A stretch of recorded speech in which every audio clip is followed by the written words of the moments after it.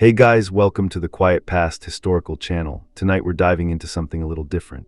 I want you to get comfortable, maybe grab a blanket, dim those lights, because we're about to spend the next few hours talking about ice, snow, and the spectacular ways that winter has absolutely wrecked some of history's most confident military commanders. This is going to be a long one. We're talking about Napoleon freezing his way out of Russia, Hitler doing the exact same thing over a century later because apparently nobody reads history books, and a whole cast of other generals who thought they could just walk into the coldest parts of the planet and everything would be fine. Spoiler alert, it was not fine, so settle in. Let's talk about frostbite, hubris, and the kind of cold that makes your eyeballs hurt. Winter doesn't care about your ambitions. It doesn't care that you conquered half of Europe. It doesn't care that you have the largest army ever assembled or that you're a tactical genius. Winter just does its thing, which is turning human beings into popsicles and making horses fall over dead in the middle of roads. And throughout history, military leaders have consistently, repeatedly, almost impressively failed to respect this fact. We're going to start with the big one, the invasion everyone knows about. Napoleon's 1812 march into Russia, which went from "we're definitely winning this" to "we're eating our own horses" in about 6 months. But before we get to Napoleon specifically, we need to talk about why invading Russia in general has always been a terrible idea. It's not just the cold, though that's a huge part of it. It's the distance, it's the emptiness. It's the fact that Russia has this very effective military strategy that basically amounts to let them walk really far into our country, then winter happens, then we watch them die. The Russians didn't invent this strategy for Napoleon. They've been using variations of it for centuries. When you have a country that's absolutely massive, you can afford to trade space for time. You pull back, you burn your own crops and villages so the invaders can't use them, and you wait for the weather to do your job for you. It's called scorched earth, and it works disturbingly well. Napoleon knew this, by the way. He wasn't an idiot. He was possibly the greatest military mind of his generation. He'd won battle after battle using speed, surprise, and artillery. He'd conquered Italy, Austria, Prussia. He'd crowned himself Emperor of France and made his brothers kings of various European countries like he was handing out party favors. But in 1812, he had a problem. Russia was supposed to be part of his continental system, this economic blockade against Britain. Tsar Alexander I had agreed to it, then kind of just stopped enforcing it because it was wrecking the Russian economy. Napoleon was not pleased, and when Napoleon was not pleased with a country, he generally invaded it. So in June 1812, Napoleon assembled what he called the Grand Armée. And when I say grand, I mean absolutely massive. This wasn't just French soldiers. This was a coalition force pulled from every corner of Napoleon's empire and allied states. We're talking about 685,000 men at the start. The largest European army ever assembled up to that point. 685,000. Just think about that number for a second. That's more people than live in most cities. That's a traveling city of soldiers all marching east, all convinced they're about to add another victory to Napoleon's ridiculous winning streak. They crossed into Russia on June 24, 1812. It was summer. The weather was fine. Everything seemed manageable. The Russians, under command of Mikhail Kutuzov, who was like 70 years old at this point and had seen some things, immediately started retreating. They fought occasional battles, but mostly they just pulled back deeper and deeper into Russia, burning everything behind them. Napoleon kept following because what else was he going to do? Turn around, admit this whole thing was a mistake? That's not very emperor-like. The first major battle was at Smolensk in August. Napoleon won technically, but the Russians withdrew in good order and the city was already burning when the French arrived. This became a pattern. Win battle, inherit ashes, keep marching. By the time they reached Borodino in September, the Grand Armée had already lost about a third of its strength. Not from fighting mostly. From disease, desertion, and the sheer logistical nightmare of feeding 685,000 people in a country where all the food had been burned. Also horses. So many horses had already died. Horses need to eat too, and when there's no food, they just fall over. Then you either eat them or leave them, and either way you're down a horse. Borodino was horrific.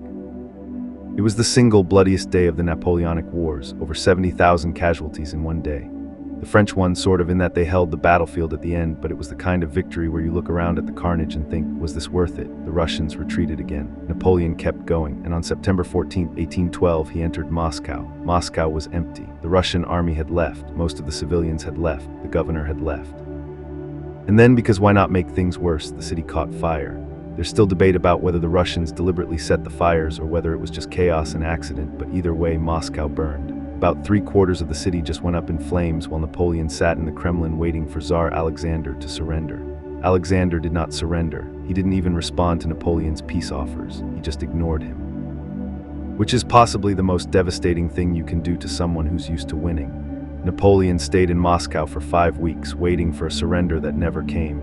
And this is where things get really bad because it's now mid-October. And in Russia, mid-October means winter is coming, not metaphorically, literally.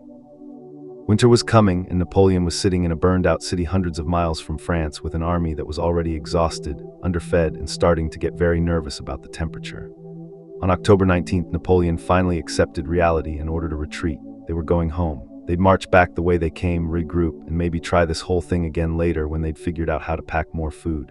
Except the route they'd taken into Russia was already devastated. They'd stripped it bare on the way in. There was nothing left to forage. And remember that scorched earth thing the Russians had done? Yeah, that was a problem now. The retreat started in relatively okay weather. Then the snow came. Russian winter is not like winter in France. It's not like winter in most of Europe. This is the kind of cold that gets inside your bones. The kind of cold where if you sit down to rest, you might not get back up. Temperatures dropped to well below freezing, and the Grand Armée was not prepared. They didn't have proper winter clothing. Why would they? This was supposed to be a quick campaign. They'd be done before winter, except now it was November, then December, and they were still walking west, and men were freezing to death in their sleep. The Russian army, along with Cossack raiders, harassed them constantly. Not big battles, just constant attacks on the flanks and rear, picking off stragglers, burning supply wagons. Making an already nightmarish situation even worse. Horses died by the thousands. Men ate them when they could. When they couldn't, they just left them. The roads became cluttered with frozen horse corpses, abandoned cannons, discarded equipment. Everything that slowed them down got left behind, including increasingly people. If you fell behind, you died, either from the cold or from the Cossacks or from other soldiers who might kill you for your boots or your coat. The army stopped being an organized fighting force and became a desperate mob just trying to survive.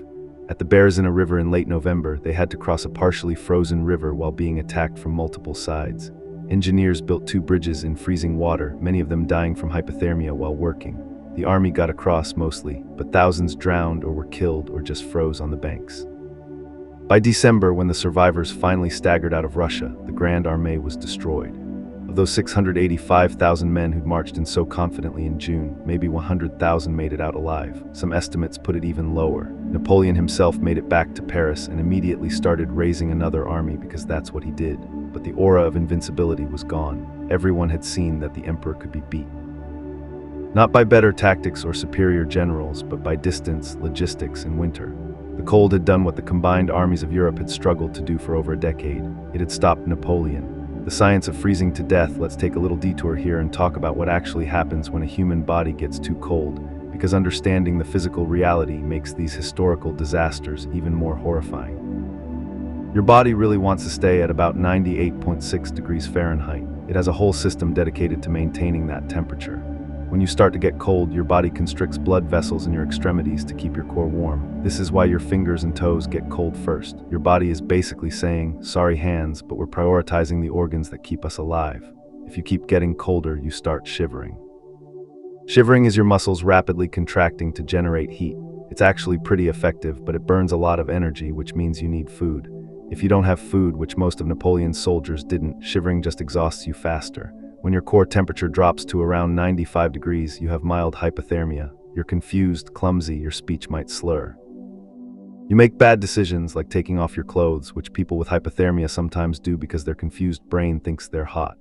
At around 90 degrees, moderate hypothermia, you stop shivering, your muscles are too exhausted. Your heartbeat becomes irregular, you're barely conscious. Below 82 degrees, severe hypothermia, you're probably unconscious. Your heart might stop. You're dying basically, unless someone gets you warm very quickly. And frostbite, that's different.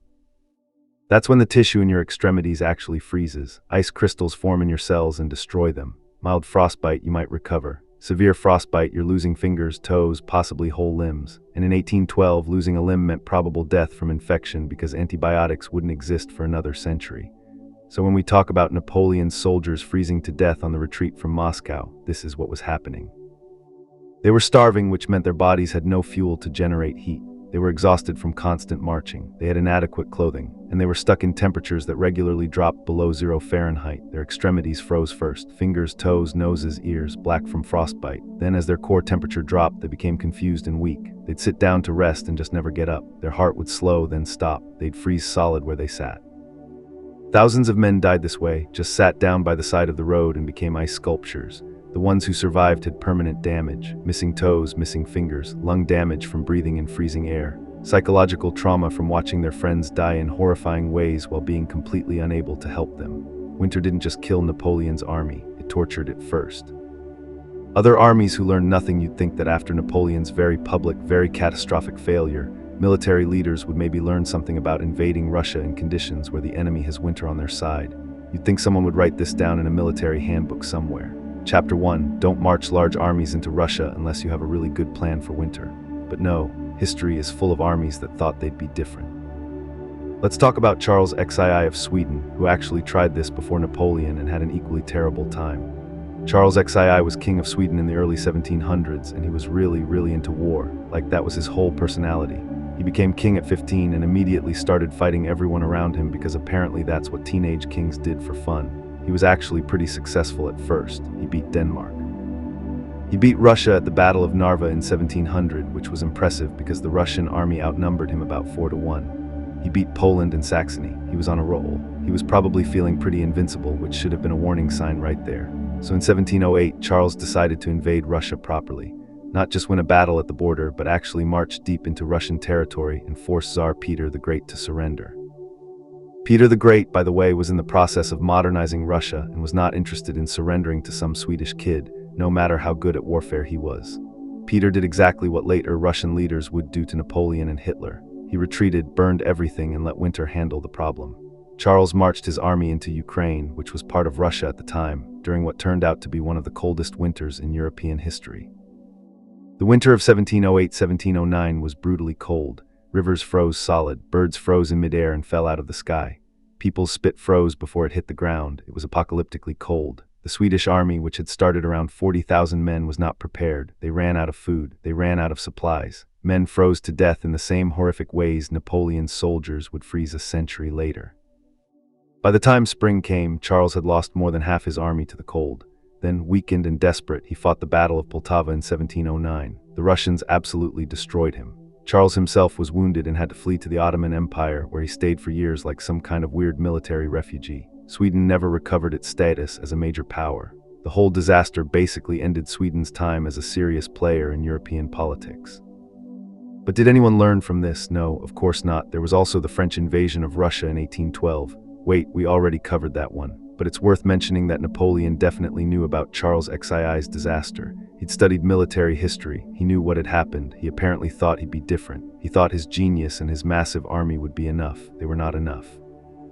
And then, just to really drive the point home, there's the Crimean War in the 1850s, where British, French, and Ottoman forces fought Russia and discovered that Russian winters are equally terrible even when you're not technically invading all the way to Moscow. The British Army, famous for wearing bright red coats and acting like military parade dress was appropriate for actual combat, was hilariously unprepared for winter conditions. British soldiers froze in their tents. They died of cholera and dysentery because nobody understood sanitation yet. They ran out of basic supplies because the British supply system was run by incompetent aristocrats who bought their commissions and had no idea what they were doing. It was a disaster, though not quite on the Napoleon scale, because at least they were fighting on the Crimean Peninsula and not trying to walk back to France. Florence Nightingale became famous during the Crimean War, basically because she showed up and was like, hey, maybe we should have clean hospitals and not let wounded soldiers lie in their own filth, which apparently was a revolutionary concept at the time. But the lesson here is that even when you're not marching to Moscow, fighting in Russia during winter is a bad idea. The cold kills. The diseases that come with cold, crowded, unsanitary conditions kill. The logistical nightmare of keeping an army supplied in freezing temperatures kills. And yet people kept trying. Hitler's turn to fail now. We fast forward to 1941. World War II is in full swing.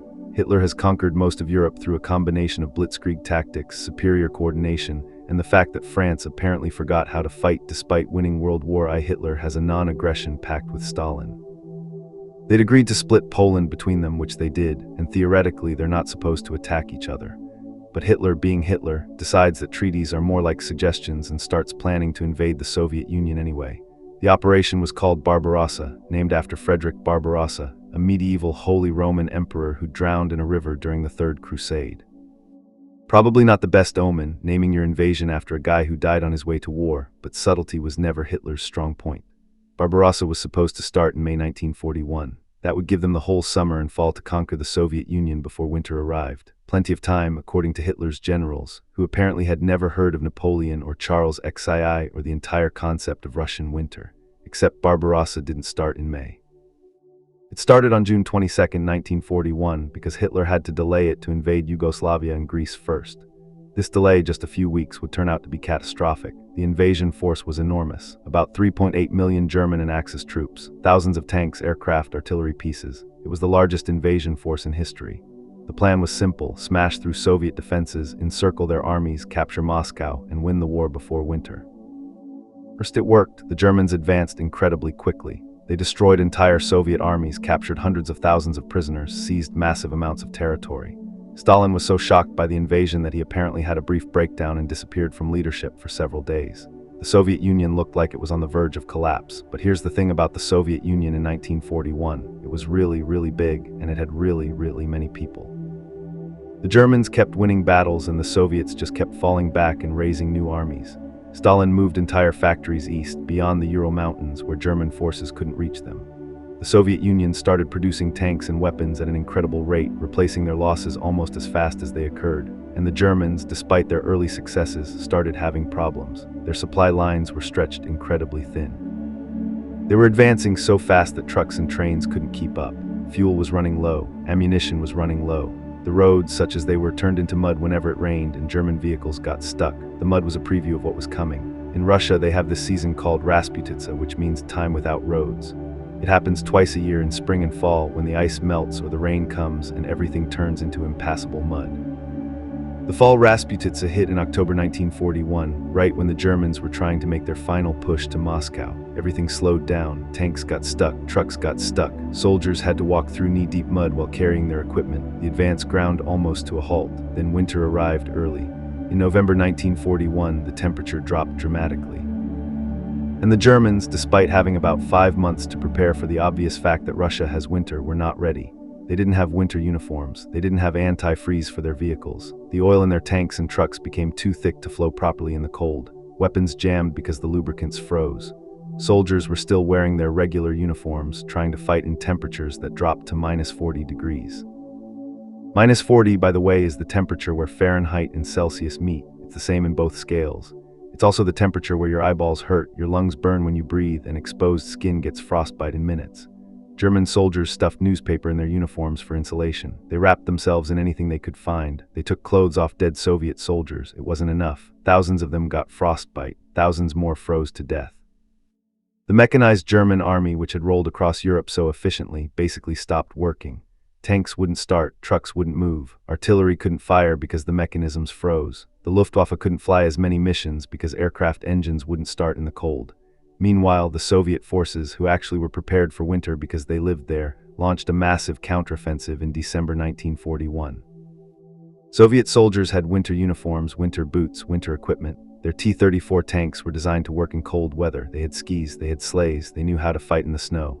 The Germans got pushed back from Moscow, not routed, not destroyed, but definitely pushed back. The dream of capturing Moscow before winter was over. The dream of winning quickly was over. Now it was going to be a long war, fought over a massive front through multiple winters. And every winter made things worse for the Germans. Stalingrad and the grinding horror of the Eastern Front during World War II was hell in any season, but winter made it a special kind of nightmare. After the failure to capture Moscow in 1941, the war settled into a brutal back and forth across an enormous front line stretching from the Arctic to the Black Sea. In 1942, Hitler decided to focus on the south. The goal was to capture the oil fields in the Caucasus and cut off Soviet oil supplies. Along the way, German forces would take Stalingrad, a major industrial city on the Volga River. Taking Stalingrad wasn't strictly necessary for the oil strategy, but Hitler became obsessed with it, partly because it was named after Stalin. The Battle of Stalingrad started in August 1942 and turned into one of the bloodiest battles in human history. German and Soviet forces fought over every building, every street, sometimes every room. The city was reduced to rubble, but both sides kept fighting in the ruins. It was close quarters, hand-to-hand fighting of the most vicious kind. Then winter arrived again, November 1942. The Soviets launched Operation Uranus, a massive pincer movement that surrounded the entire German 6th Army in Stalingrad. About 300,000 German and Axis soldiers were now trapped in a frozen pocket with limited supplies and no clear way out. Hitler, in his wisdom, decided they should stay where they were and fight. He promised that the Luftwaffe would supply them by air, dropping in enough food, ammunition, and supplies to keep them going until they could be relieved. Hermann Göring, head of the Luftwaffe, assured everyone this was totally possible. It was not possible. The Luftwaffe tried, but winter weather made flying difficult and dangerous. Soviet anti-aircraft fire shot down German transport planes. The amount of supplies getting through was nowhere near enough to sustain 300,000 men. The trapped soldiers started starving. They started freezing. They were still trying to fight while running out of ammunition, food, and hope. Medical supplies ran out, so wounded soldiers just died of their wounds or from infections. The cold made everything worse.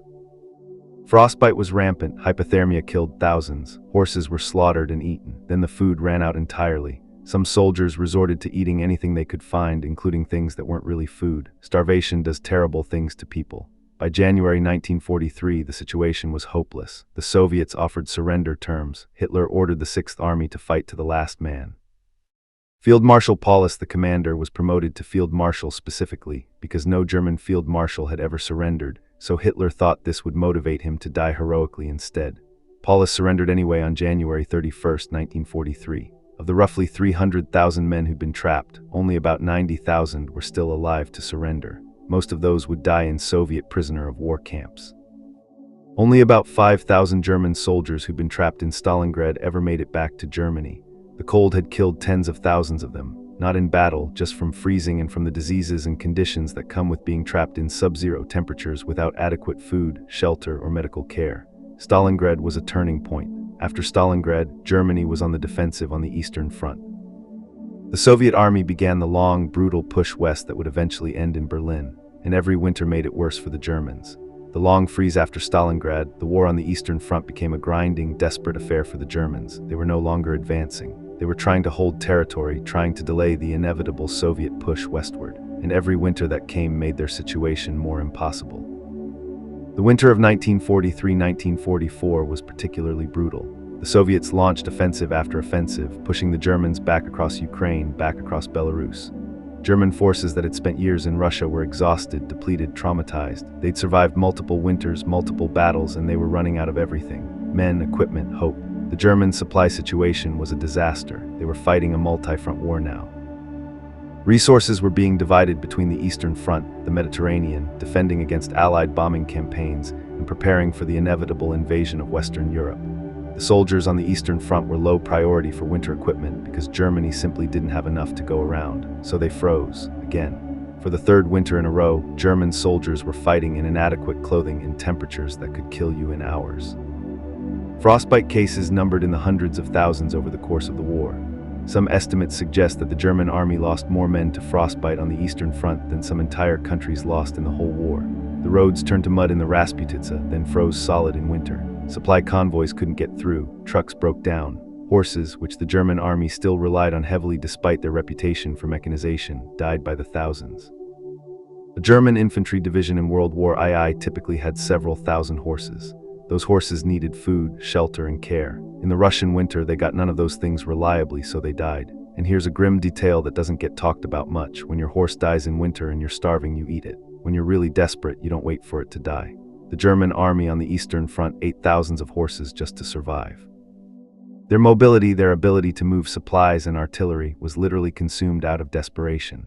The Soviet strategy was wearing them down. The Soviets had brutal winters too, obviously. Soviet soldiers also suffered from the cold, but they had a few advantages. First, they were prepared for it. Soviet winter uniforms were effective. Soviet equipment was designed to work in cold weather. The T-34 tank, which became the iconic Soviet tank of the war, had wide tracks that worked better in snow, a diesel engine that was easier to start in cold weather, and sloped armor that was more effective than the German designs. Second, the Soviets had shorter supply lines. They were fighting on their own territory, falling back to their own industrial base. The Germans were stretched across a front that eventually spanned over 1,000 miles, with supply lines running all the way back to Germany through hostile territory. Third, and this is dark but true, the Soviet leadership was willing to accept catastrophic casualties in a way that would have been politically impossible for Germany. Stalin could lose 1 million men and raise another million. The Soviet population was enormous, and Soviet industrial capacity, once it got moving, was staggering. They were producing more tanks, more aircraft, more artillery than Germany could match. The winter of 1944-1945 was the final one. By this point, the Red Army was pushing into Poland, into the Balkans, heading toward Germany itself. The Germans were fighting a completely defensive war, trying to slow down the inevitable, and it was still winter, it was still cold. German soldiers were still freezing, still suffering from frostbite, still dying from exposure. But now they were doing it while retreating, while losing, while watching their entire world collapse. When the war finally ended in May 1945, the total casualties on the Eastern Front were almost incomprehensible. Estimates vary, but probably around 10 million Soviet soldiers died, along with millions of German and Axis soldiers. Civilian casualties were even higher. The entire Eastern Front was a charnel house, and winter had been a constant companion to the killing. The cold didn't cause the war, obviously. The cold didn't make Hitler invade the Soviet Union, but the cold made everything worse. It killed soldiers who might have survived otherwise. It destroyed equipment. It made logistics impossible. It gave the defender, the side that understood the terrain and climate, a massive advantage. Hitler knew about Napoleon. He'd studied military history. He knew that invading Russia and getting caught in winter was basically a guarantee of disaster. And he did it anyway because he thought he was smarter, faster, better than Napoleon had been. He was wrong. The cold didn't care about his ideology or his military genius or his thousand-year Reich. The cold just killed his soldiers by the thousands, month after month, winter after winter, until there was nothing left. The science of why winter wins. Let's talk about why winter is such an effective military force. It's not just that it's uncomfortable. It's that cold weather creates a cascade of problems that interact with each other to make everything exponentially worse. First, there's the obvious. Human bodies need to stay warm. We already talked about hypothermia and frostbite, but let's dig deeper into how this affects an army. A human being at rest needs about 2,000 calories a day to maintain basic functions. A soldier marching, fighting, carrying heavy equipment needs more like 3,500 to 4,000 calories. Cold weather, that number goes up even more because your body is burning energy constantly just to maintain its temperature. Now imagine you're Napoleon's quartermaster in 1812 or Hitler's logistics officer in 1941. You need to feed hundreds of thousands of men in hostile territory with supply lines that stretch for hundreds of miles in freezing temperatures. Every one of those men needs roughly double the calories they'd need in temperate weather just to not freeze to death. You can't do it, the math doesn't work, there isn't enough food, there aren't enough wagons or trucks to transport it, and the roads are either mud or ice, so transport doesn't work anyway. So the soldiers start starving. When you're starving, your body can't generate heat effectively. When you can't generate heat, you get cold faster. When you're cold, you burn more calories trying to warm up. It's a death spiral. Then there's dehydration. People don't think about dehydration in cold weather, but it's a huge problem. When you breathe in cold, dry air, you lose moisture. When you exert yourself, you sweat even in the cold, and that moisture evaporates. You need to drink water constantly, but water freezes. Water sources freeze. The water you're carrying freezes. You can melt snow, but that requires fuel for fires, and fuel is another thing you probably don't have enough of. Dehydrated people make bad decisions. They become confused, weak, more susceptible to hypothermia. Add in the fact that they're probably also starving, exhausted, and terrified, and you have a recipe for complete breakdown of discipline and effectiveness. Equipment fails in cold weather. Metal becomes brittle. Lubricants freeze. Gunpowder doesn't work as well. In World War II, German soldiers found that their weapons would jam in the extreme cold because the oil they used to lubricate them would turn into something like jelly. Soviet weapons designed for the climate worked better. Engines don't start. You need to warm them up first, which requires time and fuel. German tanks in the winter of 1941 had to keep their engines running constantly, even when parked, because if they shut them off, they wouldn't start again. This wasted precious fuel. Soviet tanks could shut down and restart more easily. Rubber perishes in extreme cold. Tires crack, seals fail, gaskets break. The German army found this out the hard way when their vehicles started falling apart from the cold itself, not from combat damage.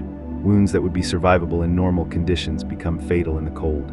Blood doesn't clot as well in cold temperatures. Infection rates go up. Wounded soldiers go into shock faster. Medical supplies freeze or become useless. Morphine freezes solid. Plasma freezes. Bandages are useless when you can't remove gloves to apply them. And if you do remove your gloves, your fingers get frostbite in minutes. And then there's the psychological impact. Cold is miserable. Being cold constantly, day after day, week after week, wears you down mentally. You can't think clearly. You become apathetic. You stop caring about anything except getting warm. Soldiers would abandon their posts, their duties, their comrades just to try to find shelter or warmth. Cold makes you stupid. Studies have shown that cognitive function decreases significantly when you're cold. Reaction times slow. Decision-making becomes impaired. Memory suffers. Now imagine trying to execute complex military maneuvers with an army of cold, stupid, miserable people. Winter also limits mobility. Snow slows you down. Ice makes roads impassable. Visibility drops in snowstorms. Daylight hours shrink, so you have less time to move or fight. Rivers freeze, which can be good for crossing them, but it can also trap you if the freeze happens at the wrong time. The Rasputitsa, that mud season, might actually be worse than winter itself. When everything is frozen, at least you can move on the ice. When everything is mud, you're stuck. Vehicles sink, artillery sinks, horses sink, men sink. Entire armies can become trapped in place by mud, unable to advance or retreat effectively, just sitting there waiting for the ground to freeze or dry out.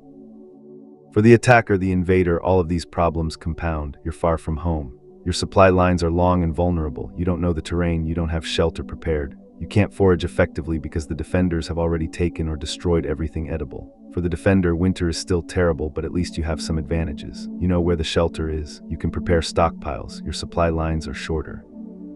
You can fight from defensive positions, which requires less movement and energy than attacking. And if you're willing to trade space for time, like the Russians consistently were, you can just retreat and let winter destroy the enemy for you. This is why winter wins. It's not one thing. It's everything working together to make war impossible for the side that isn't prepared. Charles the Bold and the Burgundian Freeze. Let's rewind a bit and talk about another winter military disaster that doesn't get as much attention but is equally instructive. This one involves Charles the Bold, Duke of Burgundy, who was neither particularly bold nor particularly smart, but was very enthusiastic about warfare. Charles was Duke in the late 1400s, ruling Burgundy, which at the time was basically the richest, most powerful duchy in Europe. The Duchy of Burgundy wasn't just the region in France we know today. It included parts of modern France, Belgium, Netherlands, Luxembourg. It was wealthy, cultured, and powerful enough to rival actual kingdoms. Charles had ambitions. He wanted to turn Burgundy into a kingdom. He wanted to connect his scattered territories into one contiguous realm. He wanted to be taken seriously as a major European power, and he thought the way to do this was through constant warfare. He fought against France, he fought against the Swiss, he fought against various German princes. He was kind of always fighting someone, which was expensive and exhausting for everyone involved. In 1476, Charles decided to besiege the town of Nancy in Lorraine. It was winter, January 1477 to be specific. He had about 10,000 men, which was a substantial force for the time. The town was held by René II, Duke of Lorraine, who had Swiss allies. The siege went badly from the start. It was freezing cold. January in Lorraine is not as extreme as Russia, but it's still miserable. Snow, ice, temperatures well below freezing. Charles's army was camping outside the walls, trying to starve out the defenders, while they themselves were cold, hungry, and increasingly demoralized. On January 5, 1477, René and his Swiss allies attacked. The Battle of Nancy was a complete disaster for Burgundy. The Swiss, who were famous for their pike formations and aggressive tactics, smashed into the frozen, exhausted Burgundian army and destroyed it. Charles died in the battle. His body wasn't found until days later, frozen in a pond, partially eaten by wolves. He was identified by his physician, who recognized his scars and his long fingernails. The Duke of Burgundy, one of the richest and most powerful men in Europe, ended up as wolf food in a frozen pond.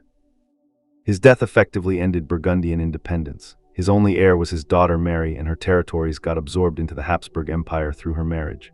Burgundy as an independent power ceased to exist, all because Charles decided to conduct a siege in the middle of winter. The cold didn't directly kill most of his soldiers in this case. The Swiss did that, but the cold weakened them, demoralized them, made them less effective fighters. When the attack came, they were too frozen, too tired, too hungry to fight effectively. Winter doesn't have to freeze your entire army to death to win. Sometimes it just has to weaken you enough that someone else can finish the job. The Winter War, when Finland made it work. Now let's talk about a case where winter actually helped the defender so much that it became legendary. The Winter War between Finland and the Soviet Union, 1939-1940. This is a little different from our other examples because in this case, the Finns were the ones who were prepared for winter, and they used it as a weapon against an invader who should have known better but apparently didn't. In November 1939, the Soviet Union invaded Finland. Stalin wanted Finnish territory for various strategic reasons, and he figured it would be an easy war. Finland was tiny compared to the Soviet Union. The population of Finland was about 3.7 million. The Soviet Union had about 170 million people. This should have been a quick conquest. The Soviets invaded with about 450,000 men. The Finns had maybe 300,000, and most of those were reservists, not professional soldiers. Soviet tanks, aircraft, and artillery vastly outnumbered the Finnish equivalents. On paper, this should have been a massacre, with the Soviets winning in a few weeks.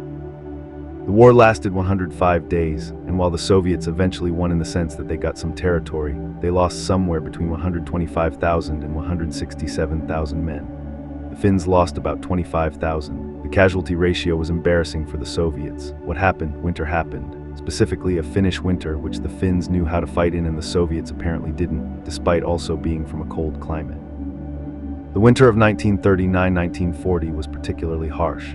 Temperatures regularly dropped to -40 degrees Fahrenheit. Snow was deep. Lakes and swamps froze solid. It was brutal even by Finnish standards. The Finns used this. They were equipped for winter warfare. They had white camouflage suits that made them nearly invisible in the snow. They had skis. They knew the terrain intimately. They used tactics that took advantage of the weather and landscape. Soviet forces, meanwhile, were not prepared. They invaded in their regular uniforms, which were dark and stood out against the snow. They didn't have proper winter equipment for all their soldiers. They stuck to roads because their tanks and vehicles couldn't move through deep snow or frozen forests. The Finns used a tactic called madi, which basically means cutting a larger force into smaller pockets, surrounding those pockets and destroying them. They'd wait until a Soviet column was strung out along a road through a forest, then attack from the woods on skis, cut the column into segments, and systematically wipe out each segment. Soviet soldiers stuck on the roads couldn't maneuver. They couldn't see their attackers in the snow and trees. They couldn't retreat effectively because the forests and snow were impassable for their vehicles. They just sat there and got picked off by Finnish soldiers on skis. The most famous example was the Battle of Rot Road, where 2 Finnish regiments destroyed 2 Soviet divisions. The Soviets had about 14,000 men. The Finns had about 4,000. The Soviets lost somewhere around 9,000 dead, thousands more wounded or captured, and all their equipment. The Finns lost around 400 men. How? The Soviets were stuck on a road in a frozen forest in -40-degree weather.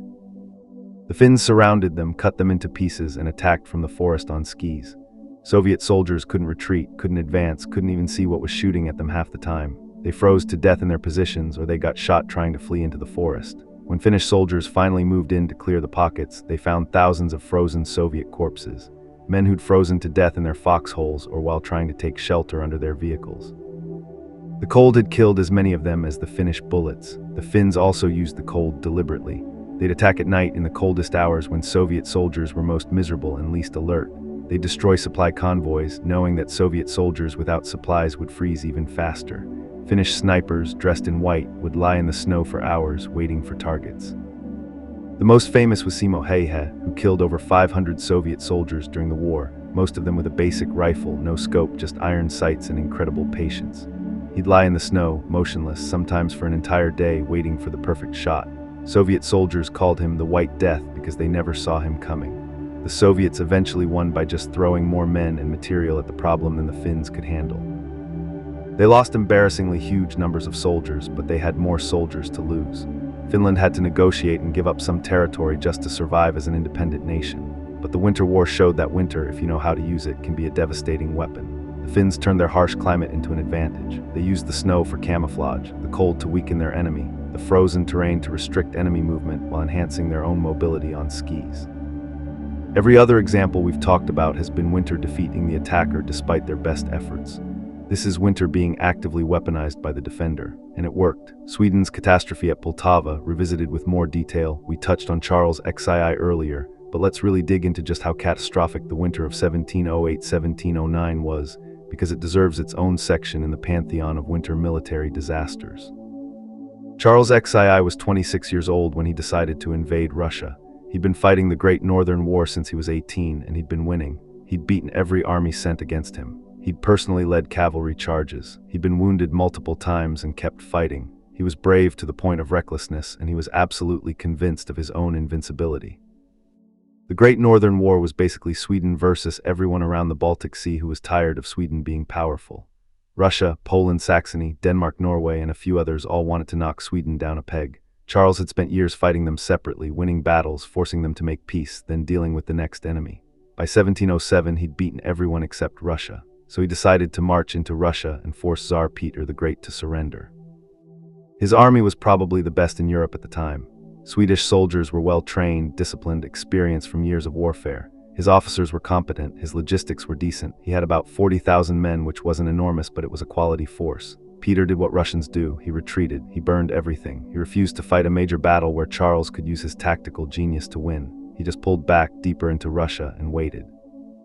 Charles followed him. Through 1707 and into 1708, the Swedish army marched east, winning small engagements, capturing cities, but never catching the main Russian army.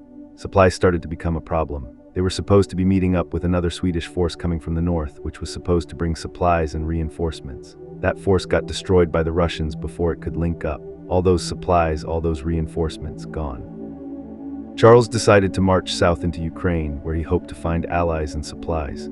Ukraine at the time was home to the Cossacks, some of whom were unhappy with Russian rule. Charles thought he could get Cossack support, resupply his army, and continue his campaign from there. Then winter came early. The winter of 1708-1709 was one of the coldest in 500 years. We're talking about the Little Ice Age, the period from about 1300 to 1850 when global temperatures were notably colder than today. And this particular winter was extreme even by Little Ice Age standards. The temperature dropped to -40 Fahrenheit and stayed there for weeks. Lakes froze solid enough to support armies marching across them. The Baltic Sea partially froze, which almost never happens. In Sweden itself, thousands of people died from the cold. In France, wine froze in cellars. In England, the Thames froze solid. And Charles and his army were stuck in Ukraine with no supplies and inadequate winter clothing. Swedish soldiers started freezing to death in November and didn't stop until spring. They didn't have proper winter gear because they'd expected to be done with the campaign by now. They'd expected to be in winter quarters somewhere warm, or to have already won, or at least to not be stuck in the open field in the worst winter in centuries. They froze, they starved, they got dysentery and other diseases that thrive when people are cold, crowded, and weakened. Horses died by the thousands. Without horses, they couldn't move supplies, couldn't move artillery, could barely move at all. By the time spring came in 1709, Charles's army was a shadow of what it had been. Of those 40,000 men who'd marched into Russia, fewer than 20,000 were still combat effective. Thousands had died, thousands more were too sick or injured to fight. Many had lost fingers, toes, noses to frostbite. And then in June 1709, weakened and desperate, Charles fought the Battle of Poltava against Peter's Russian army. It was a disaster. Charles himself had been wounded in the foot a few days before and couldn't lead from the front like he usually did. His army, weakened by winter, was outnumbered. The Russians had built fortifications. Everything went wrong. The Swedish army was destroyed. About 7,000 Swedes died or were wounded. Most of the rest surrendered or fled. Charles himself escaped with a few hundred men and fled south to the Ottoman Empire. Sweden never recovered. The Great Northern War dragged on for another 12 years, but Sweden was on the defensive the whole time, trying not to lose everything. By the time peace was finally made in 1721, Sweden had lost all its Baltic territories except Finland. The Swedish Empire was over, finished, destroyed, and it was destroyed as much by winter as by Russian armies. The cold had killed thousands of soldiers, weakened the rest, destroyed the horses and supplies that made the army functional. When the final battle came, the Swedes were already beaten by the weather. Charles lived another 9 years. He never returned to Sweden until 1714, spending years in exile in the Ottoman Empire like some kind of Swedish freeloader. When he finally came home, he tried to restart his military career by invading Norway, where he was shot in the head during a siege in 1718. He was 36 years old. The guy who'd been invincible at 20, who'd won battle after battle, who thought he could conquer Russia, ended up dying in a minor siege in Norway, and his empire died with him. All because he didn't respect winter. The retreat from Kabul. Let's jump forward to 1842 and talk about another winter disaster, this time involving the British Empire at the height of its power getting absolutely humiliated in Afghanistan. Because apparently the lesson, don't fight in difficult terrain during winter, applies to mountains just as much as it applies to the Russian steppe. The British were worried about Russian expansion into Central Asia. This was the Great Game, the century-long strategic competition between the British and Russian empires for influence in Central Asia. Afghanistan sat right in the middle, and the British decided they needed to control it to protect their interests in India. So in 1839, they invaded Afghanistan and installed a puppet ruler, Shah Shuja, who nobody in Afghanistan actually wanted. The British kept an army in Kabul to prop him up. About 4,500 British and Indian soldiers, plus about 12,000 camp followers, family members, servants, merchants, all the people who traveled with armies in that era. The Afghans were not happy about this foreign occupation. By 1841, there was open revolt. The British envoy, a guy named William Macnaghten, tried to negotiate with the Afghan leaders. They invited him to a meeting and then murdered him, cutting his body into pieces and parading it through Kabul. This was a pretty clear sign that negotiations were not going well. The British force in Kabul was now trapped in a hostile city in the middle of winter with no good options. The commander, Major General William Elphinstone, was sick, indecisive, and probably not the right person for the job. He was in his late 50s, suffering from gout and various other ailments, and he basically fell apart under the stress. The Afghans offered safe passage if the British would just leave. Get out of Afghanistan and you can march to the nearest British garrison at Jalalabad, about 90 miles away. Elphinstone, with no better options, agreed. On January 6, 1842, the British force left Kabul. About 16,500 people, soldiers, civilians, families, started marching through the snowy mountain passes toward Jalalabad. It was a trap, obviously, or if it wasn't initially a trap, it became one. Afghan forces harassed them from the start, snipers in the hills, ambushes in the mountain passes. The British tried to maintain discipline and keep marching, but it was chaos, and it was January. In the Afghan mountains, the temperature was well below freezing. Snow was deep in the passes. People were already exhausted, scared, and many were sick. The column got stretched out over miles. The rearguard got separated from the main force. Afghan fighters would attack, then melt back into the landscape. The British couldn't effectively fight back because they couldn't see the enemy, couldn't maneuver in the snow, and were too disorganized to mount a proper defense. People started dying immediately, from gunfire, from the cold, from exhaustion. Soldiers, civilians, women, and children. Arch became a running massacre. At night, they'd try to camp in the snow, no real shelter, inadequate supplies. The cold killed people in their sleep. Others froze to death trying to keep watch. Horses and pack animals died, which meant they lost the supplies those animals were carrying. They ran out of food almost immediately. The promised safe passage hadn't included actual supplies, and the Afghans certainly weren't giving them any. People starved while freezing and being shot at. The fighting got worse as they went. At the Gandamak Pass, one of the last remnants of the force made a stand. About 20 British officers and 45 soldiers out of ammunition, surrounded by thousands of Afghan fighters in the snow. They were all killed except one, a surgeon named William Brydon, who managed to escape on a dying horse. On January 13, 1842, a single rider approached the British garrison at Jalalabad. It was Brydon, barely conscious, on a horse that collapsed and died shortly after. He was the only member of the entire column to make it to Jalalabad alive and free. One person, out of 16,500. The others were either dead in the snow or captured. A few prisoners were eventually ransomed and returned, including Elphinstone himself, who died in captivity a few months later. But the vast majority died during that 9-day march through the winter mountains. The cold wasn't the only killer, obviously. Afghan fighters killed thousands. But the winter conditions made everything impossible. They couldn't move quickly. They couldn't fight effectively. They couldn't keep warm. They couldn't find food or shelter. The cold weakened them, slowed them, killed their animals, and made them easy targets. The British eventually came back with a larger force, took revenge on Kabul, rescued the prisoners, and then left Afghanistan anyway because it clearly wasn't worth occupying. They'd learned their lesson, sort of. They tried invading Afghanistan again later in the century, and it went badly again, just not quite as catastrophically. The retreat from Kabul became legendary as one of the worst military disasters in British imperial history. An entire army, plus thousands of civilians, essentially destroyed in 9 days. And winter was a major part of why it was so devastating. The Korean War and the Chosin Reservoir fast forward to 1950, and you'd think by this point militaries would have learned about winter warfare. World War II just ended. Everyone saw what happened to the Germans in Russia. Modern armies have better equipment, better logistics, better everything, and yet the Korean War happened. In November 1950, American and UN forces were pushing north into North Korea. The war had been going well. They'd landed at Incheon, recaptured Seoul, pushed the North Korean army back almost to the Chinese border. General Douglas MacArthur was confident they'd be home by Christmas. Then China entered the war. About 300,000 Chinese troops crossed the border and attacked UN forces who were spread out and unprepared for a major offensive. And it was November, going into December in North Korea, which is very, very cold. The Chosin Reservoir campaign became one of the most brutal winter battles in American military history. About 30,000 UN troops, mostly American Marines and Army soldiers, were surrounded by about 120,000 Chinese troops in the mountains near the Chosin Reservoir. The temperature dropped to minus 35 degrees Fahrenheit. The wind chill made it feel even colder. Men's breath froze in their beards. Weapons froze and wouldn't fire. Medical supplies froze. Blood plasma froze. Morphine froze. You couldn't give a wounded man pain medication because it was solid. Vehicle batteries died in the cold, truck engines wouldn't start, radios failed. The extreme cold affected everything mechanical and electronic. The troops had some winter clothing, better than Napoleon's soldiers certainly, but it wasn't adequate for minus 35 degrees. Frostbite was rampant. Soldiers would take off their gloves to work their weapons and get frostbite in minutes.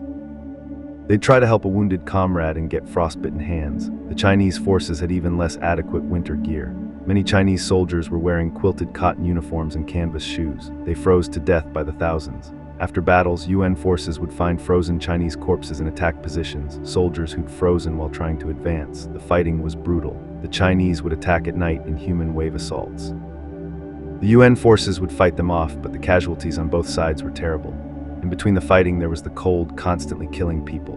Wounded men were a particular problem. Normally, you'd stabilize them and evacuate them to field hospitals, but vehicles weren't working reliably in the cold. The roads were icy, and the wounded men themselves were freezing. Blood loss plus extreme cold is a death sentence. Many wounded men died not from their wounds, but from hypothermia. The UN forces fought their way out in a fighting retreat that lasted about 2 weeks. They had to bring their wounded, their dead, and as much equipment as they could. They had to fight constant rear guard actions against Chinese forces trying to annihilate them. And they had to do all of this in sub-zero temperatures on icy mountain roads. About 17,000 UN troops were killed, wounded, or missing. The Chinese lost probably 40,000 to 80,000 men, though exact numbers are unclear. Many of those Chinese casualties were from the cold, not combat. Entire units froze to death in their positions. The survivors called it the frozen Chosin. They talked about how the cold was worse than the fighting. How you wake up in the morning and men who'd been alive the night before were frozen solid. How you couldn't dig foxholes because the ground was frozen solid. How you'd fire your weapon and the barrel would crack from the temperature stress. One famous story, the Marines were ordered to retreat from their positions. The commander, General Oliver Smith, famously said, "Gentlemen, we are not retreating, we are merely advancing in another direction." Which is a great quote, but doesn't change the fact that they were fighting their way out of a trap in -35-degree weather while surrounded by a much larger enemy force. They made it. The fighting retreat ended when they reached the port of Hungnam and were evacuated by sea. They'd suffered terrible casualties, but they'd survived, and they'd brought their wounded and dead with them, which was considered a point of pride. But the Chosin Reservoir showed that even with modern equipment, modern training, modern logistics, winter warfare is still hell. The cold still kills, frostbite still cripples, equipment still fails, and soldiers still suffer in ways that are hard for people who haven't experienced extreme cold to understand. The Korean War eventually stalemated roughly along the original border between North and South Korea, and that's where it remains today. Nobody won. Millions of people died, including hundreds of thousands from exposure to cold during the winter campaigns, and this was 1950. This was after Napoleon, after Charles XII, after Hitler. After all the historical examples of winter destroying armies, and it still happened. Why don't they learn? Here's the question that should be obvious by now. Why does this keep happening? Why do military leaders keep making the same mistake?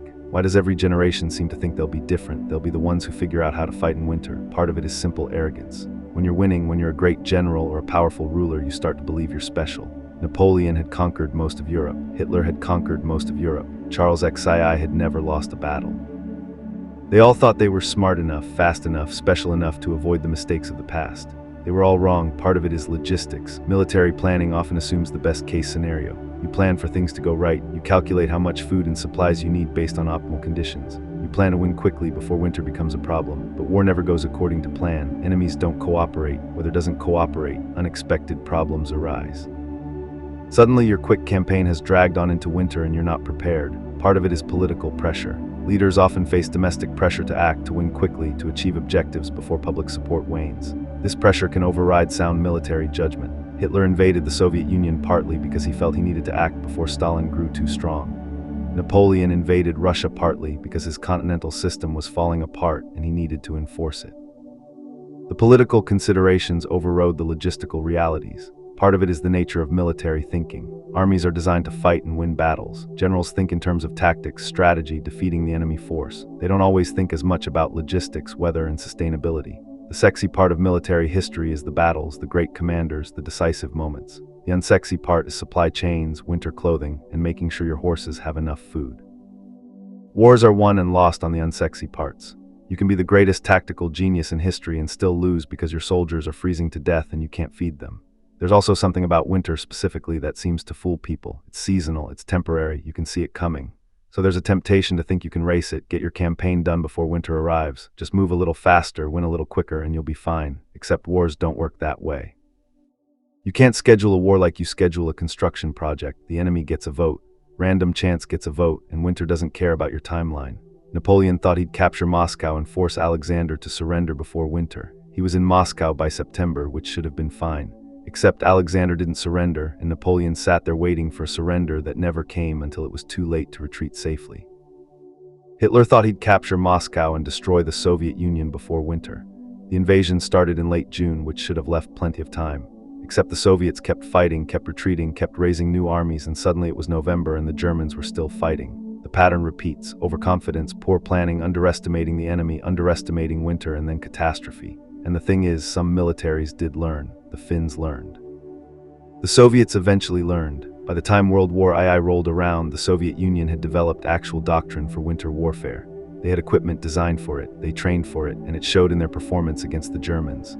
The Germans never learned, even after multiple winters on the Eastern Front. They kept being surprised by winter, kept being unprepared, kept losing men to frostbite and exposure.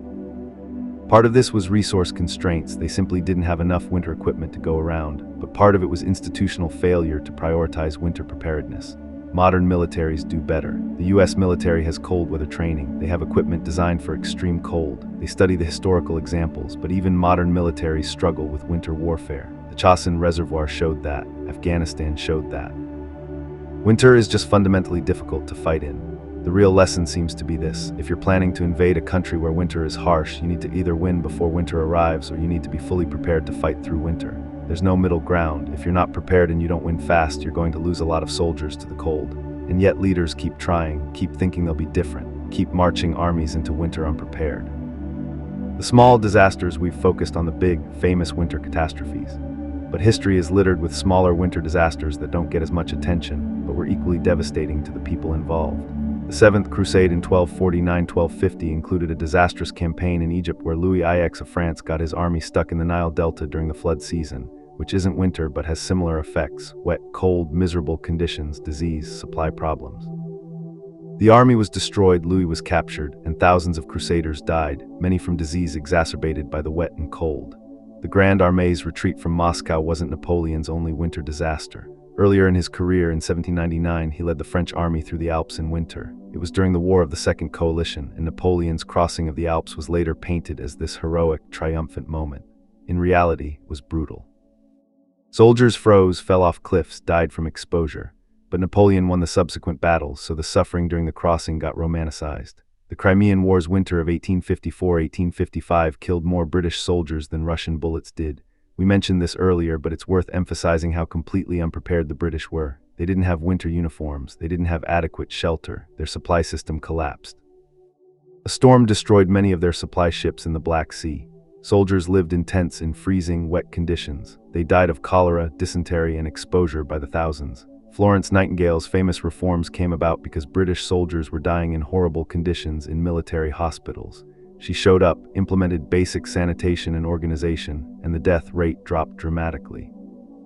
But thousands had already died unnecessarily because nobody had thought to, keep the hospitals clean and warm. During the American Civil War, both Union and Confederate armies suffered terribly during winter campaigns. The winter at Valley Forge during the Revolutionary War is famous for a reason: soldiers living in crude huts, inadequate food, freezing temperatures, disease running rampant. About 2,000 men died that winter out of an army of about 12,000. Winter at Valley Forge didn't involve any major battles. The British were comfortably housed in Philadelphia. The Continental Army was just trying to survive the winter in their camp, and they barely did. It was a close thing whether the army would even exist come spring. The Eastern Front in World War, I saw winter campaigns that killed tens of thousands. The fighting between Russia and Germany, Russia and Austria-Hungary, involved winter warfare that was just as brutal as World War II, just less mechanized.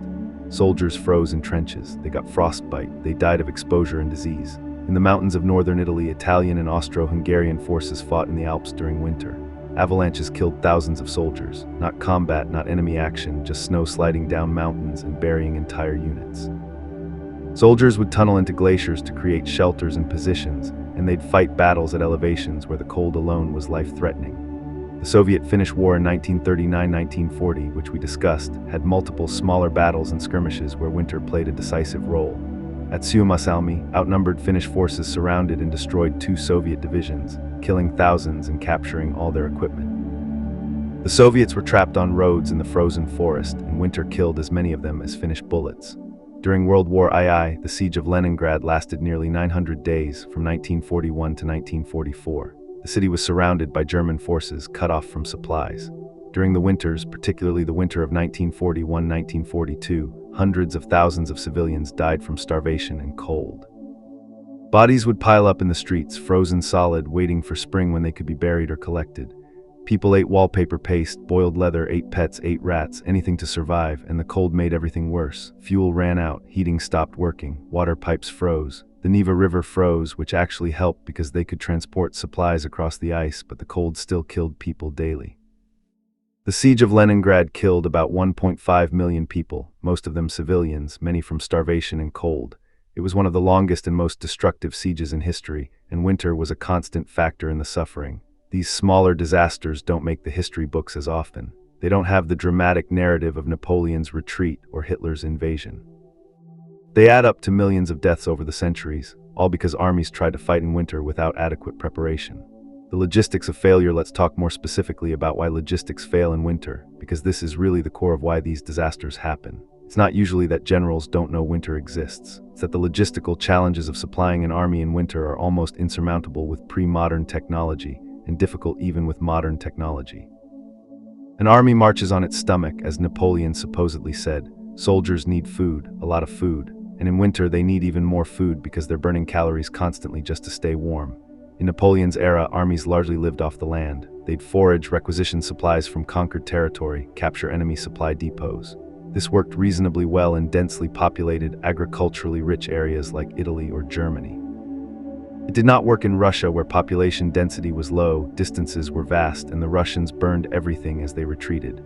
So Napoleon had to bring supplies with him. Wagons full of food, ammunition, equipment pulled by horses. But horses also need food, a lot of food. A horse eats way more than a human does, and in winter there's no grass to graze. You have to bring horse food too, which means more wagons, which means more horses, which means you need even more food for those horses. It's a vicious cycle. The Grand Armée started with tens of thousands of horses. Most of them died during the campaign, many during the winter retreat. When a horse dies, you lose not just the animal, but also its ability to pull wagons or artillery or carry supplies. Your logistics capacity drops with every dead horse, and in extreme cold, horses die fast. They can't generate enough body heat, they can't find food, they get too weak to walk and just collapse, then you either eat them or leave them.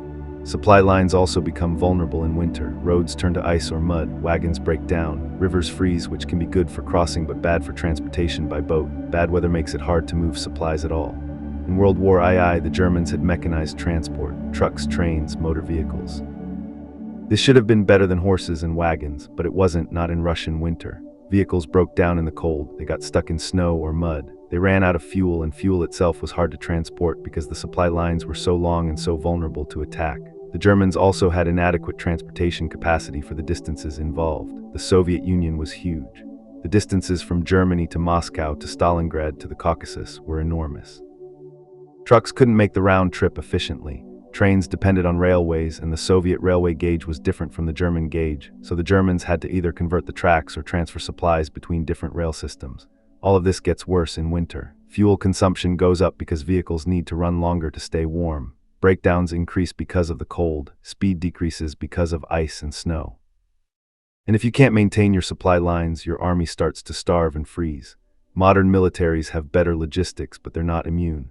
The US military in Afghanistan had to supply troops in remote mountain bases, sometimes by helicopter because roads were impassable. Winter made this harder and more dangerous. Helicopters can't fly in all weather. Bad storms meant no supplies, no resupply, no medical evacuation. The fundamental problem is that supplying an army requires a steady flow of materials over long distances, and winter disrupts that flow. It slows things down, breaks things, makes routes impassable, increases demand while decreasing supply capacity. And if your supply system breaks down, your army breaks down. Soldiers without food become ineffective. Soldiers without ammunition can't fight. Soldiers without winter clothing freeze. The whole military machine grinds to a halt. This is why defensive winter warfare is easier than offensive.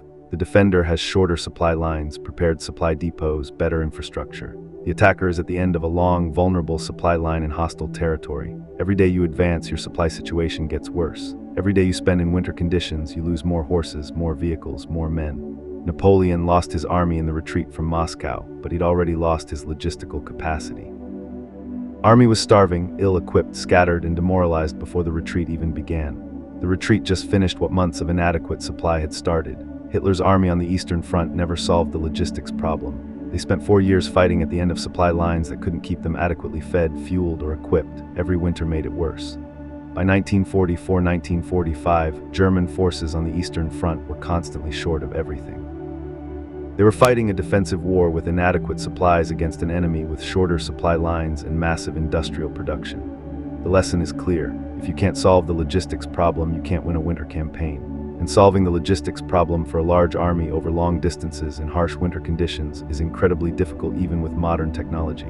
It was essentially impossible with 18th or 19th century technology, which is why so many armies died trying.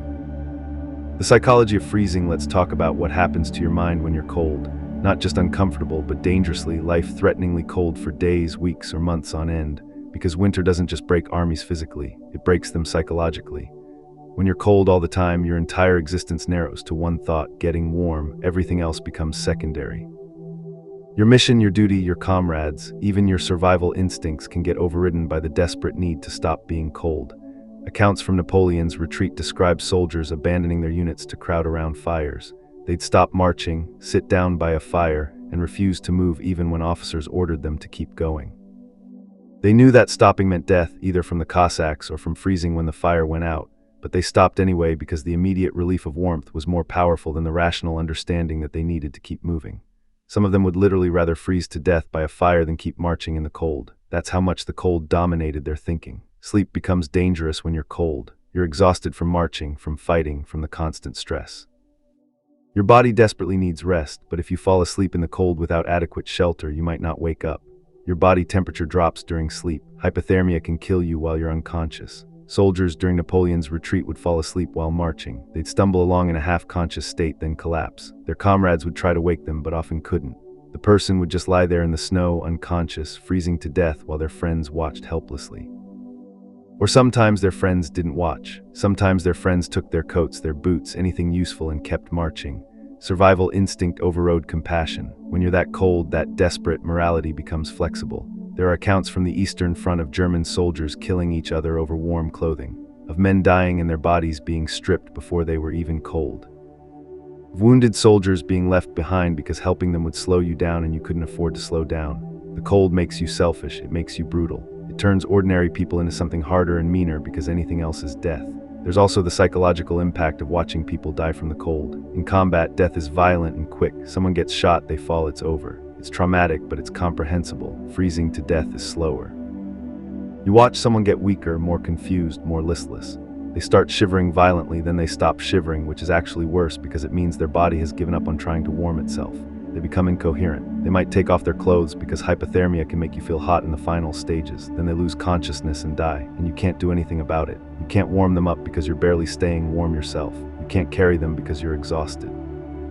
You can't even stay with them because you need to keep moving or you'll die too, so you leave them. You walk away from dying friends, dying comrades, sometimes dying family members because staying means dying with them. The guilt from that, the psychological weight of survival, broke people. Survivors of these winter campaigns often had what we now call PTSD. They'd have nightmares about the cold, about leaving people behind, about the frozen corpses they'd walked past. Napoleon himself reportedly had nightmares about the retreat from Russia for the rest of his life. He'd wake up thinking he was back in the snow, surrounded by dying men, and he was the emperor, safe in his carriage for most of the retreat, relatively protected. Imagine what it was like for the common soldiers who had no protection at all. The cold also creates a sense of unreality. When you're hypothermic, your brain doesn't work right. You become confused, disoriented. You might not recognize where you are or what's happening. You make bizarre decisions that seem reasonable in the moment. There are accounts of hypothermic soldiers trying to swim across frozen rivers because they couldn't understand that the ice meant the water was still there. Of soldiers trying to fight enemies that didn't exist because they were hallucinating. Of men wandering off into the snow because they thought they saw shelter or warmth or home. Hypothermia kills your ability to think clearly, which makes you more likely to make the mistakes that kill you. It's a death spiral of cognitive decline, and even if you survive, the psychological damage lasts. Veterans of winter campaigns talked about never feeling truly warm again, even years later, about being triggered by cold weather, by snow, by anything that reminded them of those winters, about the survivors' guilt of living when so many others died. The Battle of Stalingrad left psychological scars on an entire generation of Soviet and German survivors. Men who'd fought in the frozen ruins, who'd seen unimaginable horrors, who'd done unimaginable things to survive. Many of them never talked about it. They couldn't. The trauma was too deep. Winter warfare isn't just physically brutal. It's psychologically devastating in ways that normal combat isn't. The cold strips away your humanity, forces you into survival mode, makes you watch helplessly as people die slowly and miserably. And that breaks people in ways that don't always heal. The animals nobody talks about. We've talked about soldiers dying in winter, but there's another category of casualties that gets overlooked. Animals. Horses, mules, oxen, camels, in some campaigns, dogs. All the animals that armies depended on for transportation, logistics, and even companionship. Napoleon's Grand Armée started with somewhere between 150,000 and 200,000 horses. By the time the survivors straggled back into Poland and Germany, almost all of those horses were dead. Most of them died during the winter retreat. Horses are actually pretty hardy animals. They can survive in cold climates if they have food, water, and some shelter. But on the retreat from Moscow, they had none of those things. The horses were already weakened from months of campaign. They'd been underfed because forage was scarce. They'd been worked hard pulling wagons and artillery. They were in poor condition before winter even started. When the snow came and the temperature dropped, they started dying in massive numbers. A horse can't tell you it's too cold or too hungry. It just keeps going until it physically can't anymore, and then it collapses. The roads from Moscow back to Poland were lined with dead horses. Thousands and thousands of them. They'd fall and couldn't get up. Or they'd just stop walking and stand there until they froze to death, or they'd lie down and never get up. Soldiers would sometimes try to save their horses by covering them with whatever they had, sharing their own inadequate blankets or coats. Sometimes it worked for a while, usually it didn't. When a horse died, the soldiers ate it if they could. They'd butcher it right there, often fighting over the meat. Horse meat isn't great, but it's protein and calories, and when you're starving in sub-zero temperatures, you eat whatever you can get. But you can't eat all of a horse immediately, and you can't carry much of it with you. So most of the horse meat just froze and got left behind. A waste of a potential food source, but soldiers were too weak and too rushed to make use of it efficiently. The loss of horses meant the loss of logistics capacity. No horses meant no way to pull artillery. Heavy guns got abandoned. No horses meant no way to pull supply wagons. Supplies got abandoned. No horses meant officers had to walk like everyone else, which reduced their ability to command and control their forces. The destruction of the horse herds was one of the key reasons Napoleon's army fell apart. Without horses, they couldn't function as an organized military force. They became a mob on foot, abandoning equipment, losing cohesion, just trying to survive. In World War II, the German army used millions of horses. Despite their reputation for mechanization, the Wehrmacht was heavily dependent on horse-drawn transport. Most infantry divisions moved their supplies by horse cart. Artillery was often horse-drawn. On the Eastern Front, horses died in huge numbers every winter. The Germans lost hundreds of thousands of horses to the cold, starvation, and exhaustion. They'd try to requisition replacement horses from occupied territory, but the Soviets didn't leave many horses behind when they retreated. The Soviets also used many horses, though they were better at protecting them. Soviet cavalry units operated throughout the war, and Soviet logistics relied heavily on horses in areas where vehicles couldn't go. But Soviet horses died too. At the Battle of Stalingrad, horses froze in their stables and in the streets. During the siege of Leningrad, horses were slaughtered for food when the city was starving. The Soviets lost millions of horses during the war, many to winter conditions. Dogs were used as messengers, guards, and even as weapons. The Soviets famously trained anti-tank dogs, though the program was not particularly successful. Dogs died in winter too, though they're somewhat more cold-resistant than horses if they have food. In Afghanistan, both during the Soviet invasion in the 1980s and the later conflicts, mules and donkeys were used to transport supplies in the mountains. Winter killed them too. They'd fall off icy trails, freeze at high altitudes, starve when fodder ran out. The animals suffered just as much as the humans, maybe more because they had no understanding of why they were there or what was happening. They just suffered and died because humans had decided to wage war in impossible conditions. And when they died, they took with them the army's ability to move, to supply itself, to function. The death of the horses was often the death of the army's effectiveness. Nobody builds monuments to the horses that died in the retreat from Moscow. Nobody memorializes the thousands of pack animals that froze in the mountains of Afghanistan or Korea, but they were casualties of winter warfare just as surely as the human soldiers were, and their deaths contributed directly to the human deaths that followed. When the horses died, the army's logistics collapsed. When logistics collapsed, soldiers starved and froze. The animals and the humans died together in a cascade of suffering that winter enabled and accelerated. The technological solutions that failed, you'd think that as technology advanced, winter would become less of a problem for armies. Better clothing, better equipment, better vehicles, better logistics, and to some extent that's true. A modern soldier is much better equipped to handle cold weather than Napoleon's soldiers were, but technology creates its own problems and winter breaks technology in interesting ways. In World War II, the Germans had technologically advanced equipment. Their tanks were sophisticated, well-armored, powerful. Their aircraft were some of the best in the world. Their communications equipment was advanced, and it all broke in the Russian winter. German tanks used gasoline engines that were difficult to start in extreme cold. The oil would thicken, the fuel would partially freeze, the batteries would die. Crews had to light fires under their tanks to warm the engines before starting them, which was time-consuming and dangerous. Soviet tanks used diesel engines, which worked better in the cold. The T-34 had a diesel engine that was easier to start, used less fuel, and was less likely to catch fire if hit. The T-34 also had wider tracks that distributed weight better in snow, and its sloped armor was more effective than the German vertical armor.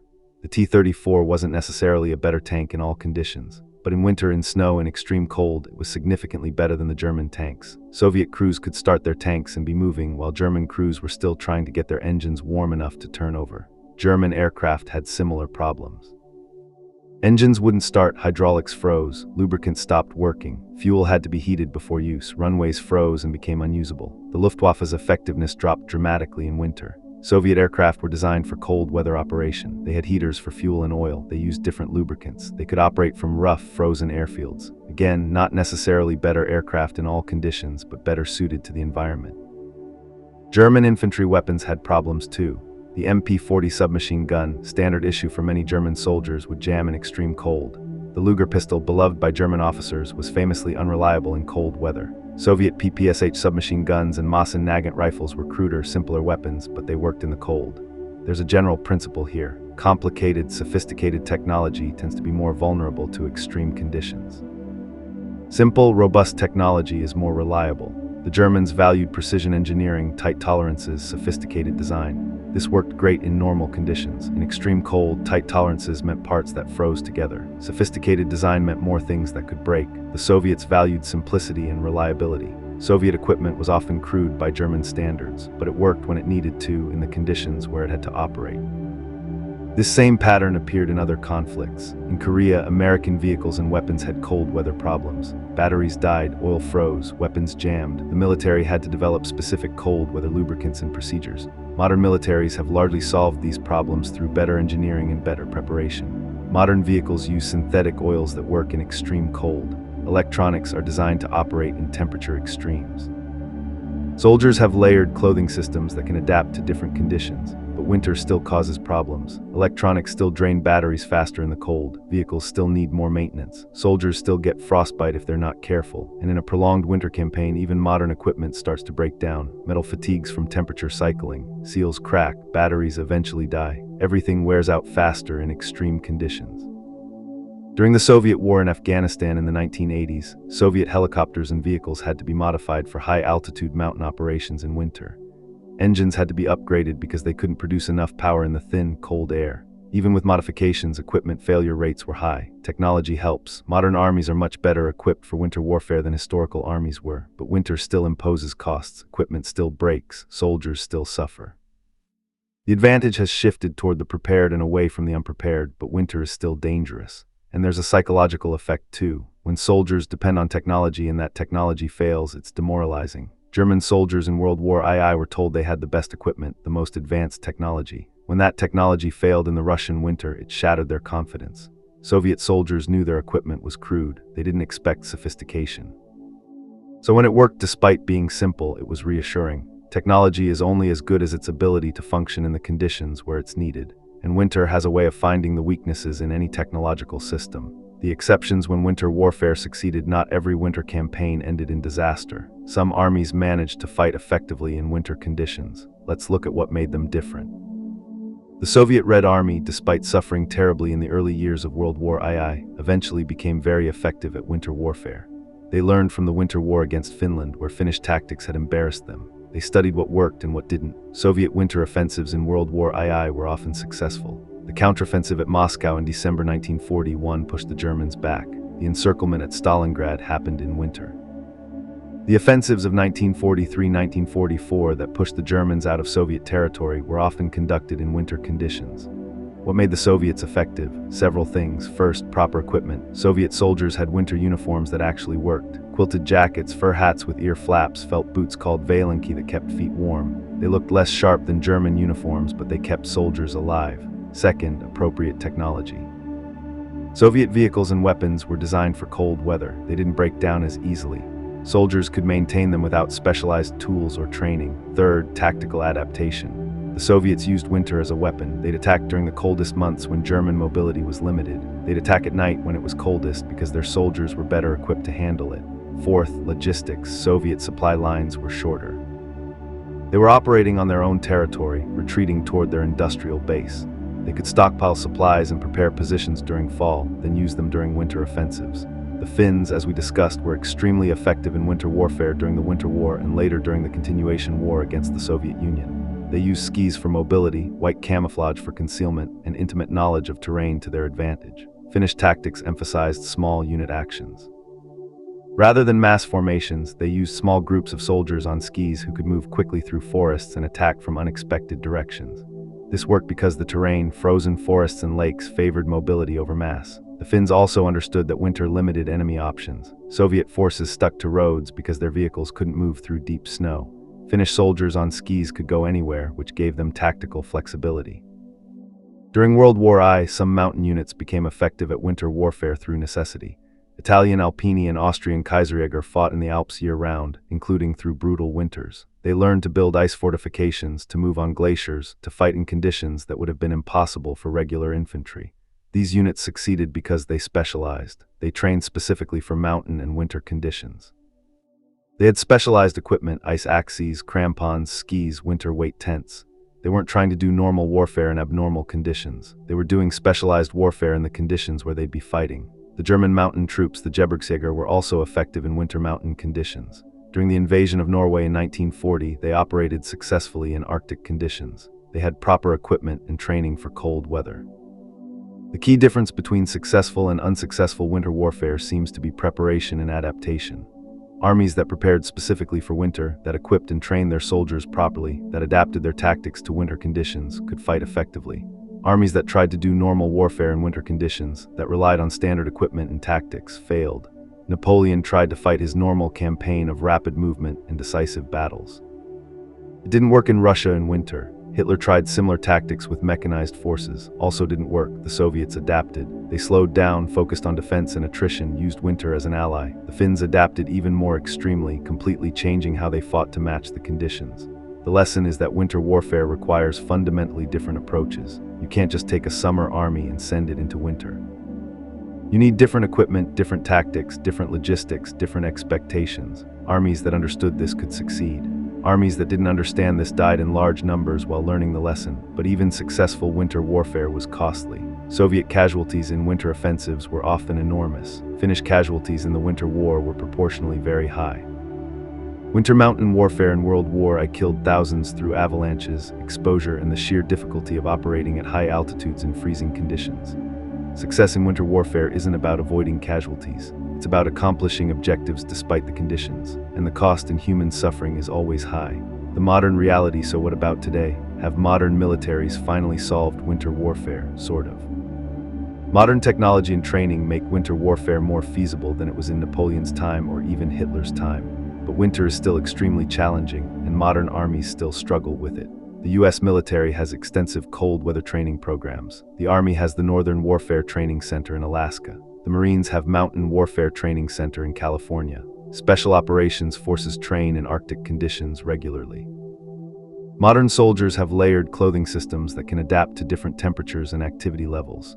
They have boots that actually keep feet warm and dry. They have sleeping bags rated for extreme cold. They have tents and shelters that provide real protection. Modern vehicles have heaters, better batteries, synthetic lubricants that work in extreme cold. Aircraft have de-icing systems and can operate in worse weather than World War II aircraft could.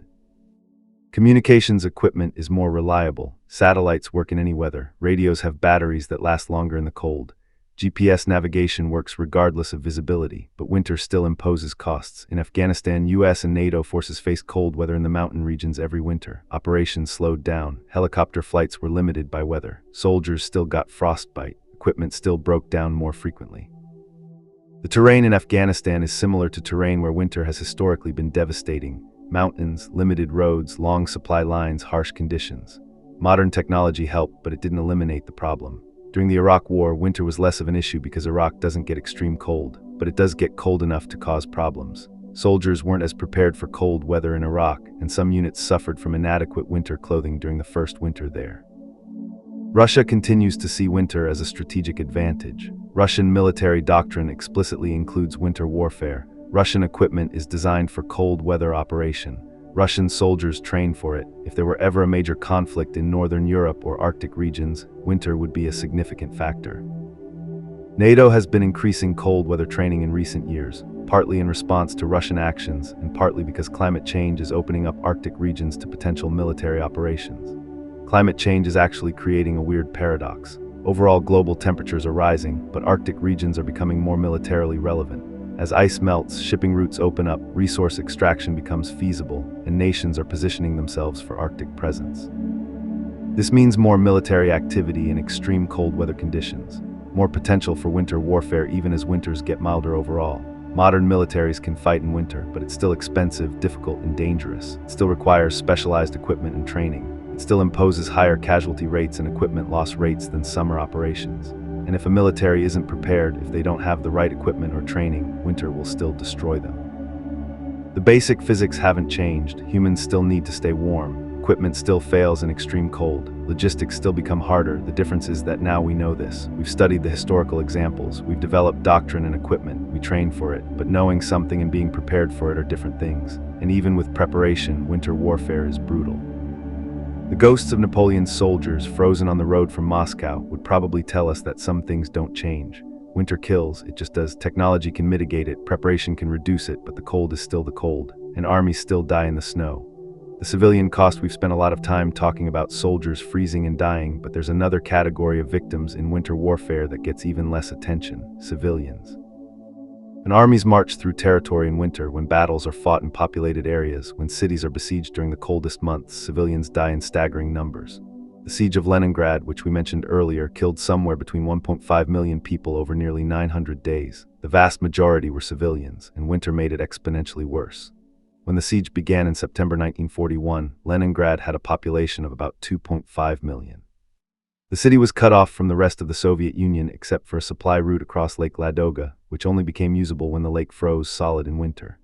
The first winter, 1941-1942, was catastrophic. Food supplies were inadequate. The daily ration dropped to 125 grams of bread for civilians, about 4 slices. That's nowhere near enough calories to survive, especially in sub-zero temperatures. People starved while freezing. The cold increased caloric needs at exactly the moment when food was most scarce. Your body burns energy to stay warm, but there was no energy to burn. The city's infrastructure collapsed. Electricity failed. Water pipes froze. Heating stopped working. People lived in freezing apartments, wearing every piece of clothing they owned, burning furniture for warmth when they had any strength left to gather wood. The dead piled up faster than they could be buried. The ground was frozen solid, so burial was nearly impossible. Bodies were stacked like cordwood in public spaces, waiting for spring, or they were left in apartments frozen because the living didn't have the strength to move them. People became too weak to leave their homes. They'd lie in bed under whatever coverings they had, slowly starving and freezing, too weak to even fetch water.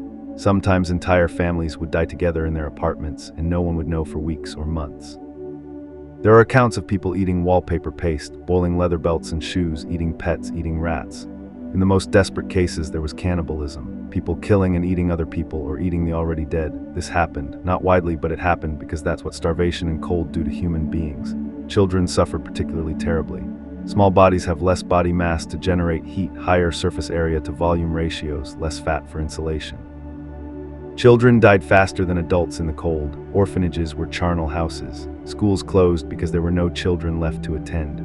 The survivors, those who made it through that first winter and the subsequent winters of the siege, were physically and psychologically destroyed. Malnutrition, frostbite, disease, trauma, many never fully recovered, and Leningrad wasn't unique.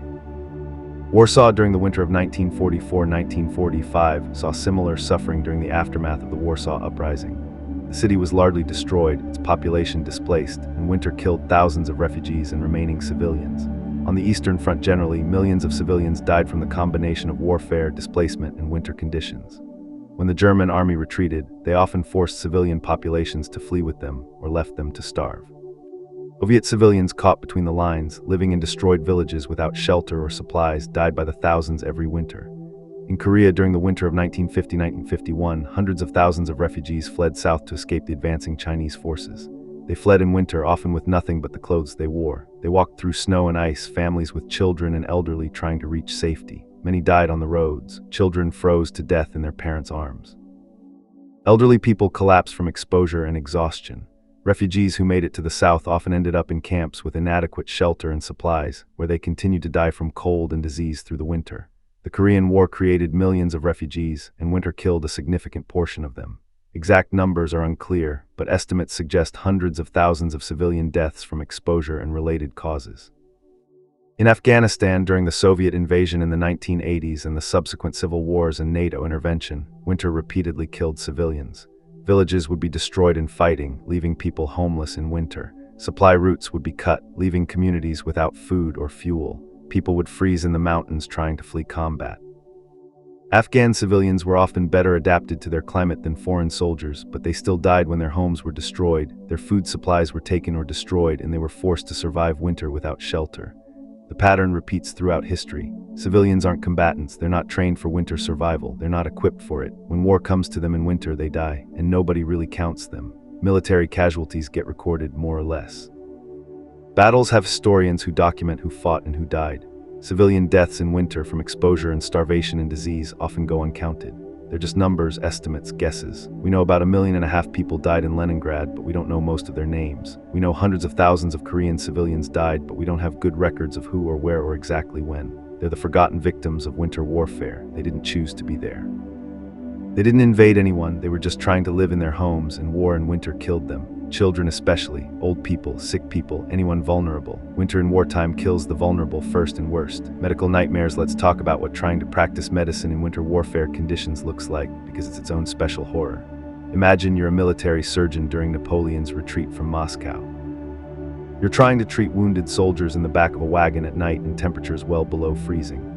You have limited supplies, no anesthesia, or if you have it, it's running out. No antibiotics because those won't be invented for another century. Very little clean water. You're performing amputations by candlelight in a frozen tent, sawing through frozen flesh with a saw that's so cold it burns your hands when you touch it. The patient is screaming or unconscious from shock. Your instruments freeze. Blood freezes before it stops flowing. When you amputate a frostbitten limb, which you're doing constantly because frostbite is epidemic, you're cutting through tissue that's already dead.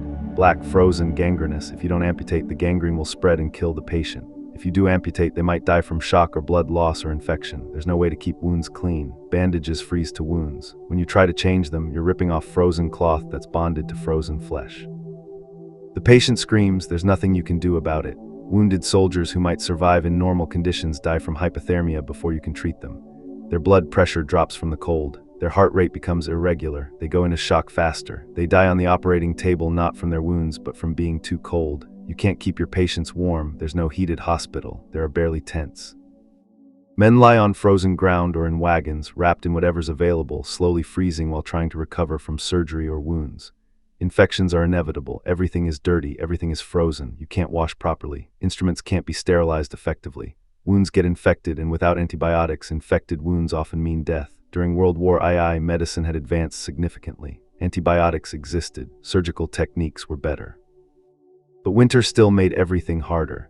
At the Chasen Reservoir, American medics found that morphine froze solid. You couldn't inject it. They'd try to warm it against their bodies, but that took time, and wounded men were screaming in pain. Blood plasma froze. You couldn't give transfusions. Saline solution froze. Wounded men would go into shock from the cold before medics could stabilize them.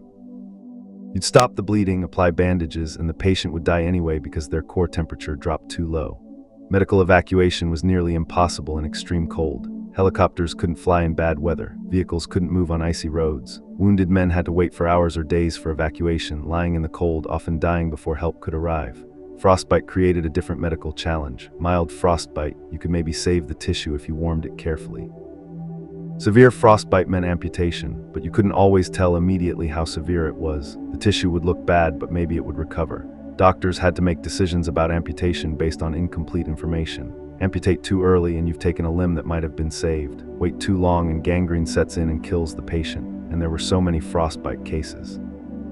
During the Eastern Front winters, German medical facilities were overwhelmed with frostbite casualties. Tens of thousands of cases. Not enough surgeons, not enough beds, not enough supplies. Soldiers with severe frostbite would have their fingers and toes turn black and fall off on their own. That's called auto-amputation, and it's as horrible as it sounds. The dead tissue just separates from the living tissue and falls away, leaving stumps that are prone to infection. Trench foot and similar conditions were endemic. When your feet are wet and cold for extended periods, the tissue breaks down. It's not frostbite exactly. The tissue isn't frozen, but it's similarly destructive. Feet become swollen, painful, prone to infection. In severe cases, gangrene sets in and requires amputation. During World War I in the trenches, trench foot was so common that commanders who didn't enforce proper foot care procedures could be court-martialed.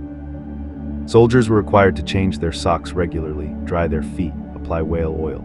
Even with these measures, tens of thousands of cases occurred. Winter also exacerbated other medical problems. Respiratory illnesses thrived in cold, crowded conditions. Pneumonia, bronchitis, influenza killed soldiers who might have survived in better conditions. Dysentery and other gastrointestinal diseases became more deadly in winter. When you're already cold and weak, diarrhea and dehydration can kill you much faster. You're losing fluids and heat simultaneously, and you can't replace either adequately. Mental health casualties also increased in winter. What we now call PTSD, depression, acute stress reactions, these all got worse when soldiers were cold, miserable, and watching their friends die from exposure. Some soldiers just broke mentally. They'd stop functioning, stop following orders, stop caring about survival. Combat fatigue combined with cold exhaustion created psychological casualties that were as debilitating as physical wounds. Military psychiatry was primitive for most of history. During Napoleon's time, psychological casualties were basically not recognized as real medical problems. By World War II, psychiatry existed but was still rudimentary. Soldiers who broke down mentally were sometimes treated with understanding, sometimes labeled as cowards or malingerers. Winter made all of this worse. The cold, the misery, the constant threat of freezing to death on top of the normal combat stress, it broke people faster and more thoroughly than combat alone would have. Medical personnel themselves suffered. Surgeons and medics had to work in the cold. They got frostbite. They got sick. They watched patients die despite their best efforts over and over until some of them broke too. Modern military medicine is vastly better.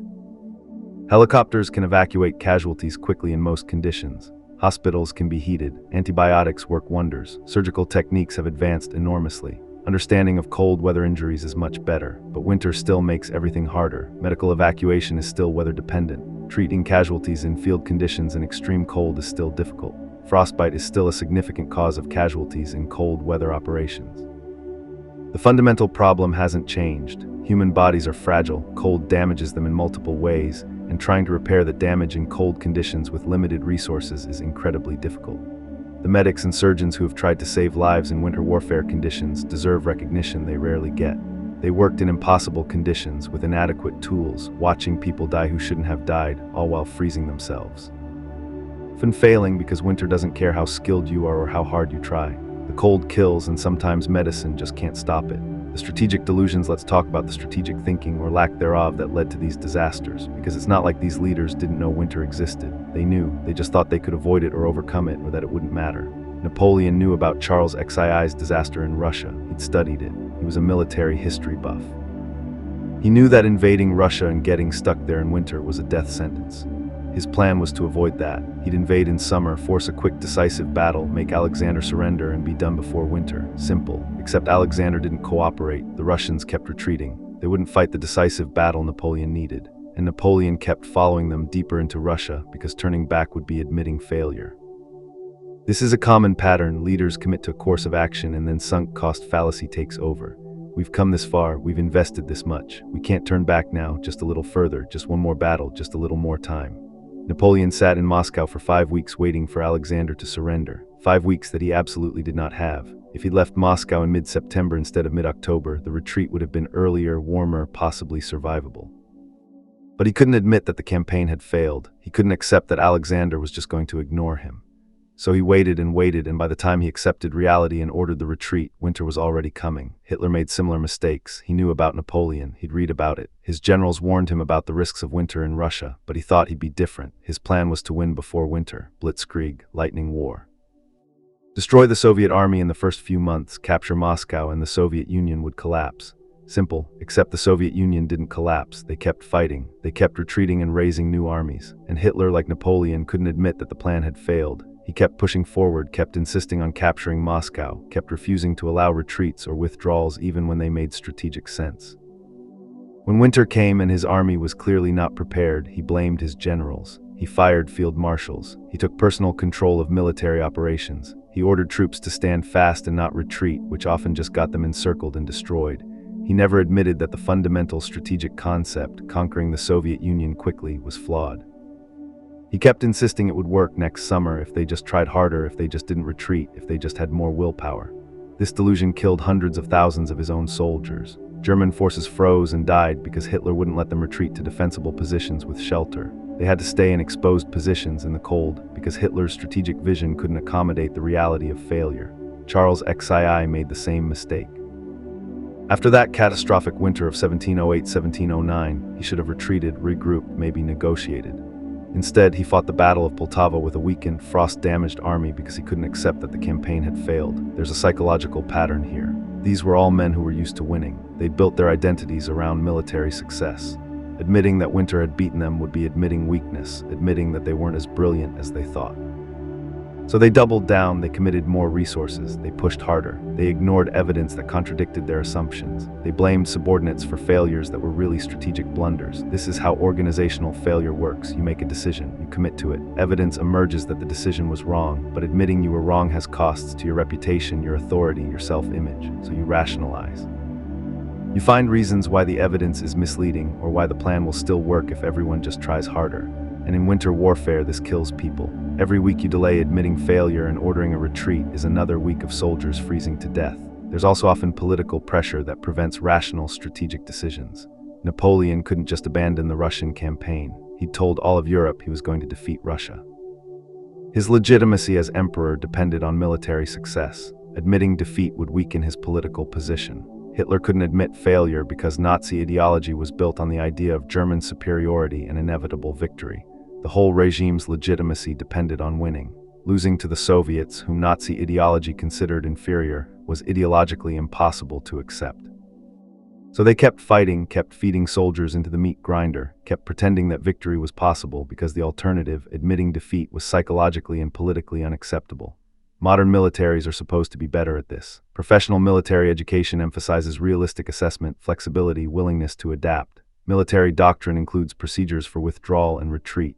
There's less cult of personality, more institutional process. But human psychology hasn't changed. Leaders still have egos, politicians still face domestic pressure, sunk cost fallacy still operates. The difference is that modern militaries have more checks and balances. Generals can't just refuse to retreat on a whim. There are logistics officers who can point out that supplying an army is impossible. There are meteorologists who can predict weather. There are systems for bottom-up information flow that, in theory, let leaders know when their plans aren't working.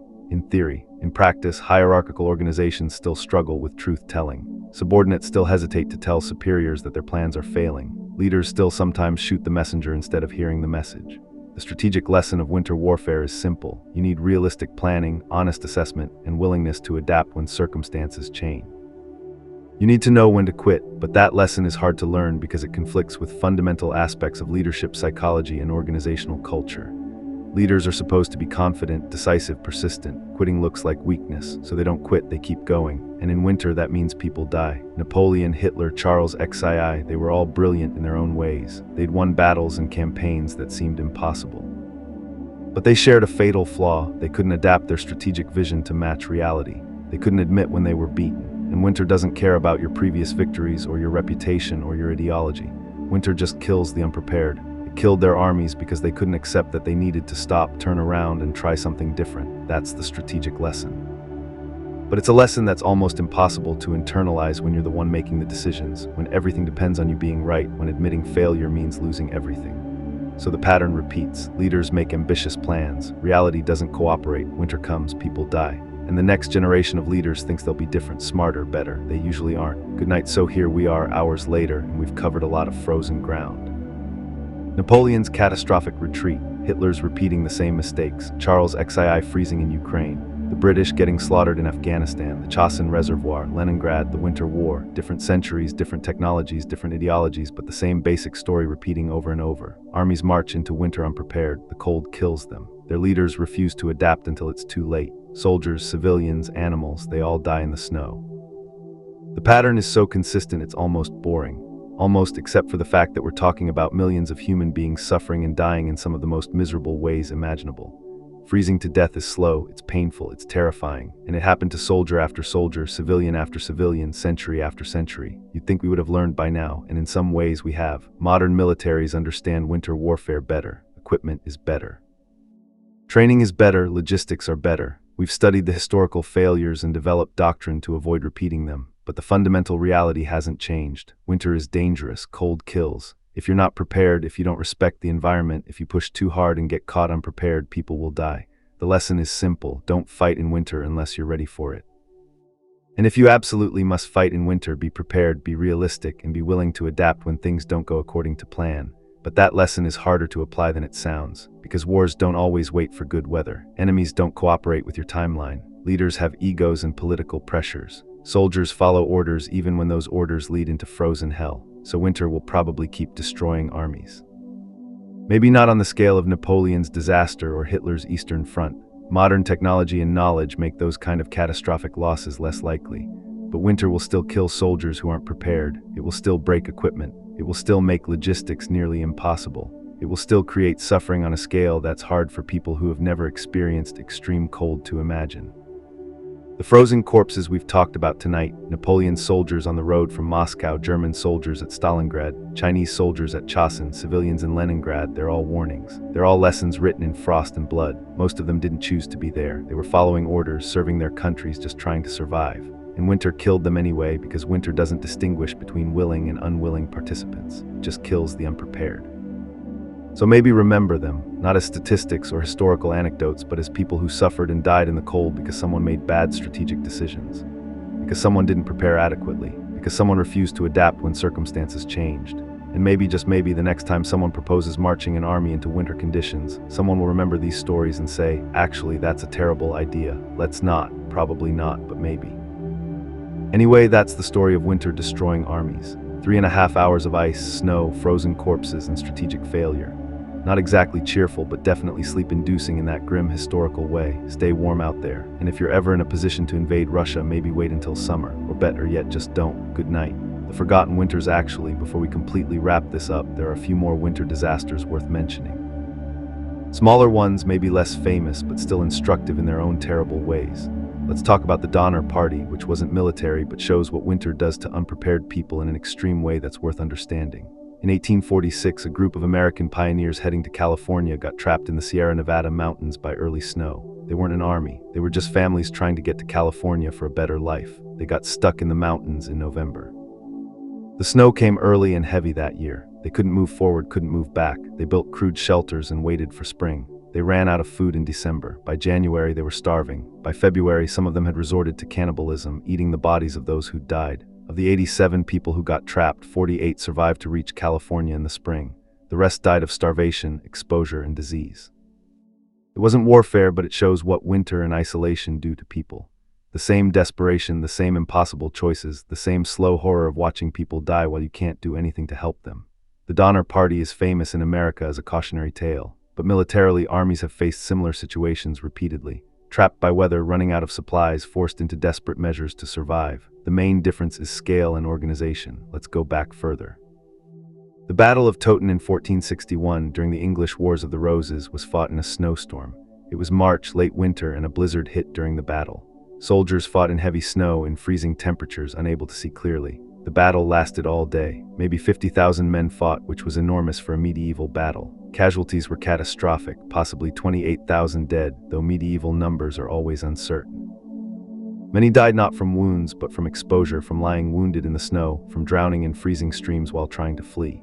The snow made the battlefield chaotic. Archers couldn't see their targets clearly. Infantry formations got disorganized. Wounded men froze to death before they could be helped. The storm turned what would have been a bloody battle into an absolute massacre, and the survivors had to deal with the aftermath in freezing conditions, burying tens of thousands of bodies in frozen ground. Treating wounded in the cold, marching away from the battlefield in a snowstorm. Winter as a battlefield condition, not just as a strategic problem. The immediate tactical impact of fighting in snow and cold, or consider the Great Northern War again, but different battles. The Battle of Narva in 1700, where Charles XII won against huge odds, was fought in November during a snowstorm. The snow actually helped Charles because it concealed his army's movements and blinded the Russian artillery observers. But that same winter killed thousands of soldiers on both sides who weren't killed in battle. Wounded men froze, sick men died. The armies that marched away from Narva were smaller than the armies that had arrived, and winter was responsible for some of those losses. The Russian Civil War, 1918-1922, involved winter campaigns across the vastness of Russia and Siberia. White armies and red armies fighting across frozen steppes through multiple winters in conditions as bad as anything in World War II. Soldiers on both sides died from cold and exposure. Civilians died in even larger numbers as war and winter destroyed food supplies and shelter. Typhus epidemics thrived in the cold, crowded conditions. Entire regions descended into starvation and chaos. The Czech Legion, Czechoslovak soldiers who'd been fighting on the Russian side in World War I and then got trapped in Russia by the revolution, had to fight their way across Siberia to reach the Pacific coast. They traveled on the Trans-Siberian Railway through multiple Russian winters, fighting both red and white forces just trying to get home. It took them 2 years. Thousands died, many from winter conditions during the journey. The survivors made it to Vladivostok and eventually shipped home, but they'd spent years fighting across frozen Russia just to escape. The Soviet-Japanese border conflicts in 1938-1939, before World War II started, included winter fighting in Mongolia and Manchuria. Battles at Khalkhin Gol and Lake Khasan involved Soviet and Japanese forces fighting in brutal cold. The Japanese, despite being from a country that gets cold winters, were not prepared for the extreme cold of the Mongolian frontier. Japanese soldiers suffered from frostbite and exposure. The Soviets, better equipped for cold weather, had a significant advantage. These battles don't get much attention in the West because they happened right before World War II and got overshadowed. But they were significant, tens of thousands of casualties, entire divisions fighting in sub-zero temperatures. And they showed again that preparation matters. The Soviets had learned from their failures in the Winter War with Finland. They were developing cold weather doctrine and equipment. The Japanese hadn't, and they paid for it. Then there's the Soviet invasion of Afghanistan in 1979, which we've mentioned, but deserves more attention. Soviet forces invaded in December, which seems like terrible timing but was actually strategic. They wanted to establish control before spring when resistance would be easier. The first winter wasn't too bad for Soviet forces. They controlled the cities, had established bases, had supply lines, but as the war dragged on, winter became a recurring problem. Soviet forces operated in the Hindu Kush mountains in winter. High altitudes, extreme cold, limited roads. Helicopters were crucial for supply and support, but helicopters struggle at high altitude and in cold weather. Crash rates were high. Mujahideen forces native to the region were better adapted to winter conditions. They could operate in the mountains when Soviet forces were stuck in their bases. They'd attack supply convoys on mountain roads in winter, knowing that Soviet reinforcements would have trouble reaching the area in bad weather. The war lasted 9 years through 9 winters. Each winter killed Soviet soldiers through accidents, exposure, disease. Not in massive numbers like Napoleon or Hitler, but steadily, constantly, grinding down the occupying force. And Afghan civilians suffered terribly. Villages were destroyed, people were displaced. Winter killed refugees, killed villagers whose homes had been burned, killed anyone caught between the warring sides without shelter or supplies. The pattern holds even in less extreme cases. Any military operation in winter conditions faces similar problems, just at different scales. More supply needs, more equipment failures, more casualties from non-combat causes, more difficulty moving and operating. The lesson keeps being the same. Winter makes everything harder. It makes warfare more deadly, more expensive, more difficult. It favors the prepared over the unprepared, the defender over the attacker, the patient over the aggressive. And yet armies keep fighting in winter. Sometimes because they have no choice, war doesn't wait for good weather. Sometimes because leaders think they can overcome it. Sometimes because they just don't adequately account for how much harder winter makes everything.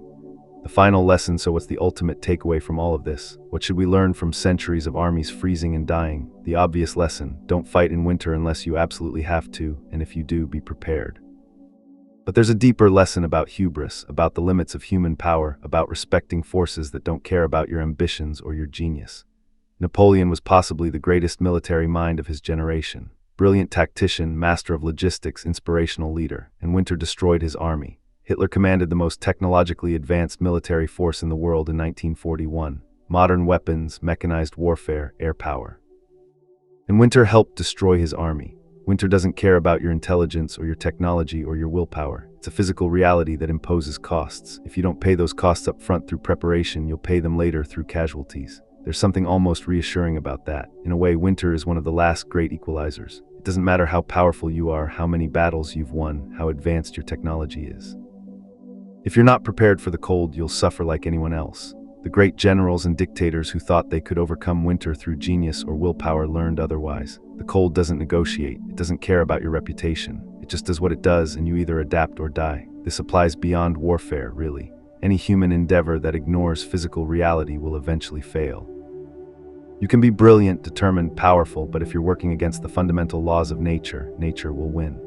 Winter is just a particularly dramatic example because it kills people so efficiently and publicly. But the principle applies everywhere. Ignore logistics and your army starves. Ignore weather and your soldiers freeze. Ignore terrain and your vehicles get stuck. Ignore reality in favor of wishful thinking, and reality will eventually assert itself in catastrophic ways.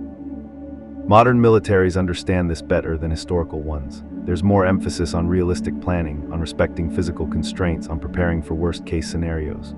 Professional military education tries to teach officers to think realistically, to plan for problems, to respect the environment they'll be operating in. But institutions are made of people, and people still have egos and ambitions and political pressures, so mistakes still happen. Armies still sometimes end up fighting in conditions they're not prepared for.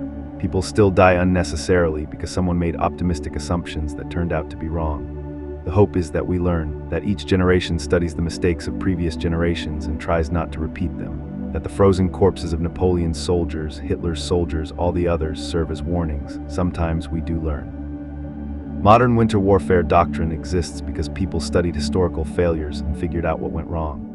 Modern equipment is better because engineers learned from past equipment failures. Training is better because someone looked at what killed soldiers in previous wars and developed training to prevent those deaths, but learning is hard. Institutional memory is imperfect. People forget or think their situation is different or get pressured into making decisions they know are wrong. So winter will probably keep killing soldiers, not on the scale of Napoleon's retreat, hopefully, but soldiers in inadequate gear, in unprepared units, in operations that didn't adequately account for winter conditions. They'll still freeze, still get frostbite, still die from exposure. And the lesson will need to be relearned again and again because that's how humans work. We don't always learn from other people's mistakes. Sometimes we need to make our own. The hope is that by studying these historical disasters, by really understanding what happened and why, we can maybe prevent some future disasters. Maybe some future general will remember Napoleon and decide not to invade Russia. Maybe some future politician will remember Hitler and decide that winter warfare requires more preparation than they have time for. Maybe, probably not, but maybe. And that's about all we can hope for. That these stories, these frozen corpses, these catastrophes serve some purpose, that they teach something, that they make the next winter campaign slightly less deadly, slightly more prepared, slightly more respectful of the reality that winter is dangerous and unforgiving. The soldiers who froze on the road from Moscow deserved better. The civilians who starved in Leningrad deserved better. All the victims of winter warfare throughout history deserved leaders who understood what they were getting into and prepared accordingly. They didn't get that, but maybe future soldiers will. Maybe by remembering these disasters, by studying them, by treating them as cautionary tales rather than just historical curiosities, we can make winter warfare slightly less catastrophic. That's the best we can do. Remember the dead, learn from their suffering, try not to repeat the same mistakes, and stay warm. Seriously, that's it now. 3.5 hours of frozen misery, strategic failure, and human suffering in the cold. Sleep well, and be grateful you're probably somewhere warm right now, not marching through snow in inadequate clothing while being shot at. Good night for real this time. One more thing, the letters home. Actually, you know what haunts me about all of this? The letters. The ones that soldiers tried to write home during these winter campaigns. The ones that sometimes made it back, sometimes didn't. There are surviving letters from soldiers in Napoleon's Grand Armée, written during the retreat. They're heartbreaking.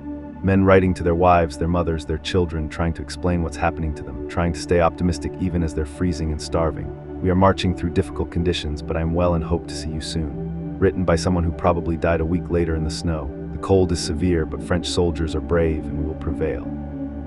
Written by someone whose frozen body was found months later when the snow melted. These men knew they were probably going to die. Some of them wrote last letters, final messages to their families. They wrote them with frozen fingers by firelight while their friends were dying around them. And they gave them to whoever was heading west, hoping the letters would somehow make it home. Many didn't. The letters froze or got lost, or the person carrying them died, but some made it through. And families in France received letters from husbands and sons who were already dead by the time the letters arrived. German soldiers on the Eastern Front wrote similar letters. There's a whole collection of letters from Stalingrad written during the encirclement. Soldiers writing home as they slowly starved and froze, trying to maintain morale, trying not to worry their families, sometimes breaking down and admitting the truth. Mother, I don't think I will see you again. It is very cold here and we have no food. Please know that I love you. My dearest wife, I'm writing this not knowing if it will reach you. The situation here is desperate. I want you to know that my last thoughts are of you and the children. Some of these letters were never sent. They were found on frozen corpses after the battle ended. The Red Army collected them and some eventually made their way to archives. You can read them now decades later, these final words from men who died slowly in the cold. American soldiers at Chosin wrote letters too. Sitting in frozen foxholes, waiting for the next Chinese assault, trying to explain to people back home what it was like, what the cold felt like, what it was like to watch your friends die from exposure. Most of those letters did make it home because American mail service was good and the soldiers eventually were evacuated. But reading them, you can feel the trauma, the fear, the desperate hope that they'll survive to actually mail the letter. Civilians in Leningrad kept diaries. Wrote letters that never got sent because the city was cut off. Documented their slow starvation and freezing. Described watching their family members die one by one while being unable to help them. Some of these diaries were found years later in abandoned apartments. The writers had died, leaving their final words behind as evidence of what they'd endured. There's something particularly cruel about winter warfare and how it gives people time to think about dying. In battle, death can be instant. You're there, then you're not, but freezing to death is slow. You have hours, sometimes days, to know it's coming, so soldiers write letters. They say goodbye to people who are thousands of miles away and probably won't get the message until it's too late. They try to express what they're feeling, what they're experiencing, knowing that the people reading it will never truly understand. You cannot imagine the cold is a common phrase in these letters. Because how do you explain to someone in a warm house what it's like to be so cold that you can't feel your feet, that your breath freezes in your beard, that you'd rather die than spend another hour in the cold? You can't really. The experience is incommunicable. So they try anyway, knowing they're failing, but writing because what else is there to do? Some soldiers wrote angry letters, blaming their commanders, their governments, the politicians who sent them there. We should never have come here. This was a mistake. They are killing us for nothing. Those letters often didn't make it through censorship.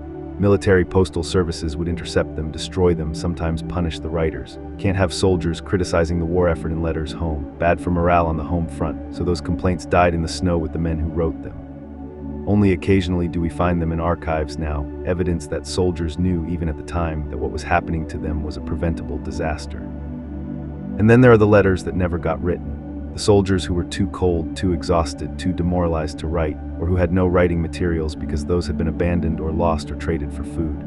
Those soldiers died without leaving any final message. Their families just stopped hearing from them. Got the official notification, missing in action or killed in action or died of disease. No final words, no closure. Just silence and the knowledge that someone they loved had died alone in the cold, far from home.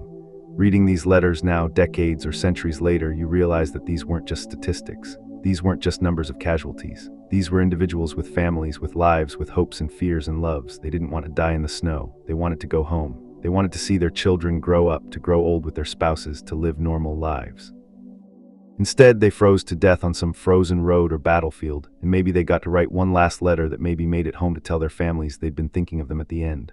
That's the human cost of winter warfare that statistics don't capture. Not just the number of dead, but the individual tragedies, the last letters, the final thoughts, the desperate hope that someone somewhere would remember them. We remember them now in aggregate, as historical events, as cautionary tales, as examples of strategic failure. But they were people, real people, and they suffered and died and left behind letters that tell us across the centuries that they were scared and cold and wanted to go home. And they didn't get to. That's worth remembering too. The sound of silence. There's another aspect of winter warfare that doesn't get talked about much, the sound, or really the lack of it. Snow absorbs sound. A fresh snowfall makes everything quieter. The extreme cold, when everything is frozen and still, the silence can be profound. Soldiers from these winter campaigns talked about the silence, how eerie it was. In normal warfare, there's constant noise. Gunfire, explosions, engines, shouting, chaos. In winter, between engagements, there could be this deep, unnatural quiet. You'd be marching through snow, and the only sounds would be boots crunching, maybe someone coughing, maybe the creak of wagon wheels. No birds, because the birds had migrated or died. No insects, no wind if you were lucky, or howling wind if you weren't, and at night, the silence could be total. Men would lie in the snow, trying to sleep and hear nothing. Some found it peaceful, most found it unsettling, the silence of a dead world. Then there were the sounds that broke the silence. Someone crying, someone screaming from pain or cold-induced delirium, someone begging for help. Those sounds carried far in the cold, quiet air, or the sound of ice cracking. Rivers and lakes would freeze, and the ice would groan and crack with temperature changes. Sometimes ice would break under weight, soldiers crossing frozen rivers, horses on frozen lakes. The crack of breaking ice, then screams, then silence as people disappeared into freezing water. The sound of wind in a winter storm is different too. It howls, it screams. During blizzards, soldiers described the wind as sounding almost alive, like it was trying to kill them, which in a way it was.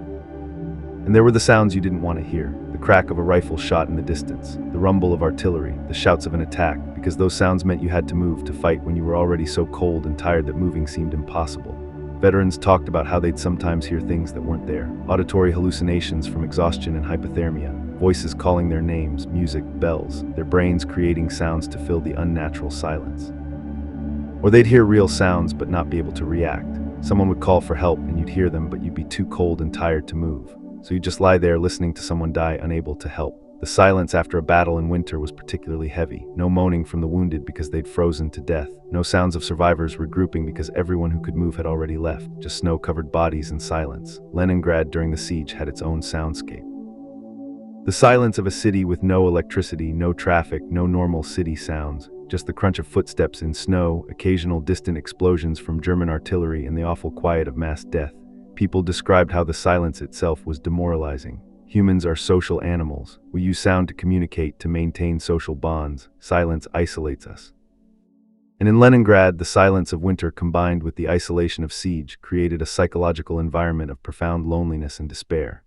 At the Chosin Reservoir, Marines talked about the sound of Chinese bugles before an attack. In the cold, quiet night, the bugles would echo off the mountains. Soldiers would lie in frozen foxholes, listening to the bugles getting closer, knowing an attack was coming, waiting in the cold darkness. Then the attack would hit, and the silence would shatter into chaos. Gunfire, explosions, shouting in Chinese and English, screams. And then it would end, and the silence would return, broken only by the moaning of wounded and the sound of your own breathing. There's something deeply unsettling about the quiet of winter warfare. Normal warfare is loud, chaotic, overwhelming. Winter warfare has these long periods of profound silence punctuated by violence. It's psychologically exhausting in a different way. The silence gives you time to think, time to be afraid. Time to dwell on how cold you are, how hungry, how likely you are to die.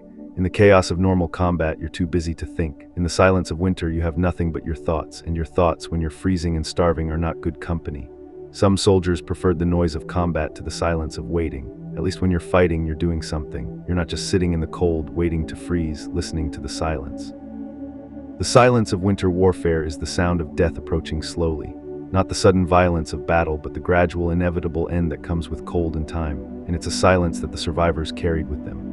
Veterans would talk about how they'd wake up in the night decades later and remember that silence, the dead quiet of a frozen battlefield, the absence of sound that meant everyone around you was dead or dying. Sound is life, movement, communication, activity. Silence is death. And winter warfare is full of that death silence, broken only by the sounds of suffering. That's another thing the letters home couldn't convey, how quiet it was, how the silence itself became oppressive, how you'd strain to hear something, anything, just to know you weren't alone. But often there was nothing, just snow and cold and silence. And the knowledge that if you made too much noise, if you broke that silence, you might attract attention from enemies or predators, or just remind everyone around you how desperate your situation was. So you stayed quiet, you endured the silence, and the silence became part of the horror as much as the cold or the hunger or the fear. The frozen dead don't make sound, and as winter killed more and more soldiers, the silence grew deeper. Until spring came, if you lived that long, and the world slowly came back to life. Birds returned, ice melted with rushing water sounds. The terrible silence broke, but the memory of it stayed. The veterans carried that silence with them, some for the rest of their lives. The sound of winter warfare is silence, and silence, it turns out, can be as traumatic as any explosion. Okay, actually, good night now, right? So that's really it. We've covered the military disasters, the civilian suffering, the medical horrors, the strategic failures, the letters home, even the sound of silence. We've spent hours talking about ice and death and frozen corpses and the ways that winter has destroyed armies throughout history. The lesson, if there is one, is simple. Winter kills the unprepared. It's killed them for thousands of years. It'll probably keep killing them. But maybe by remembering these stories, by understanding what happened and why, we can make it kill slightly fewer people in the future. That's the best we can hope for. So sleep well, dream of warm places. Be grateful you're not marching through frozen Russia or dying in a foxhole in Korea or starving in besieged Leningrad. And if you ever find yourself planning a military campaign, maybe check the weather forecast first. Good night.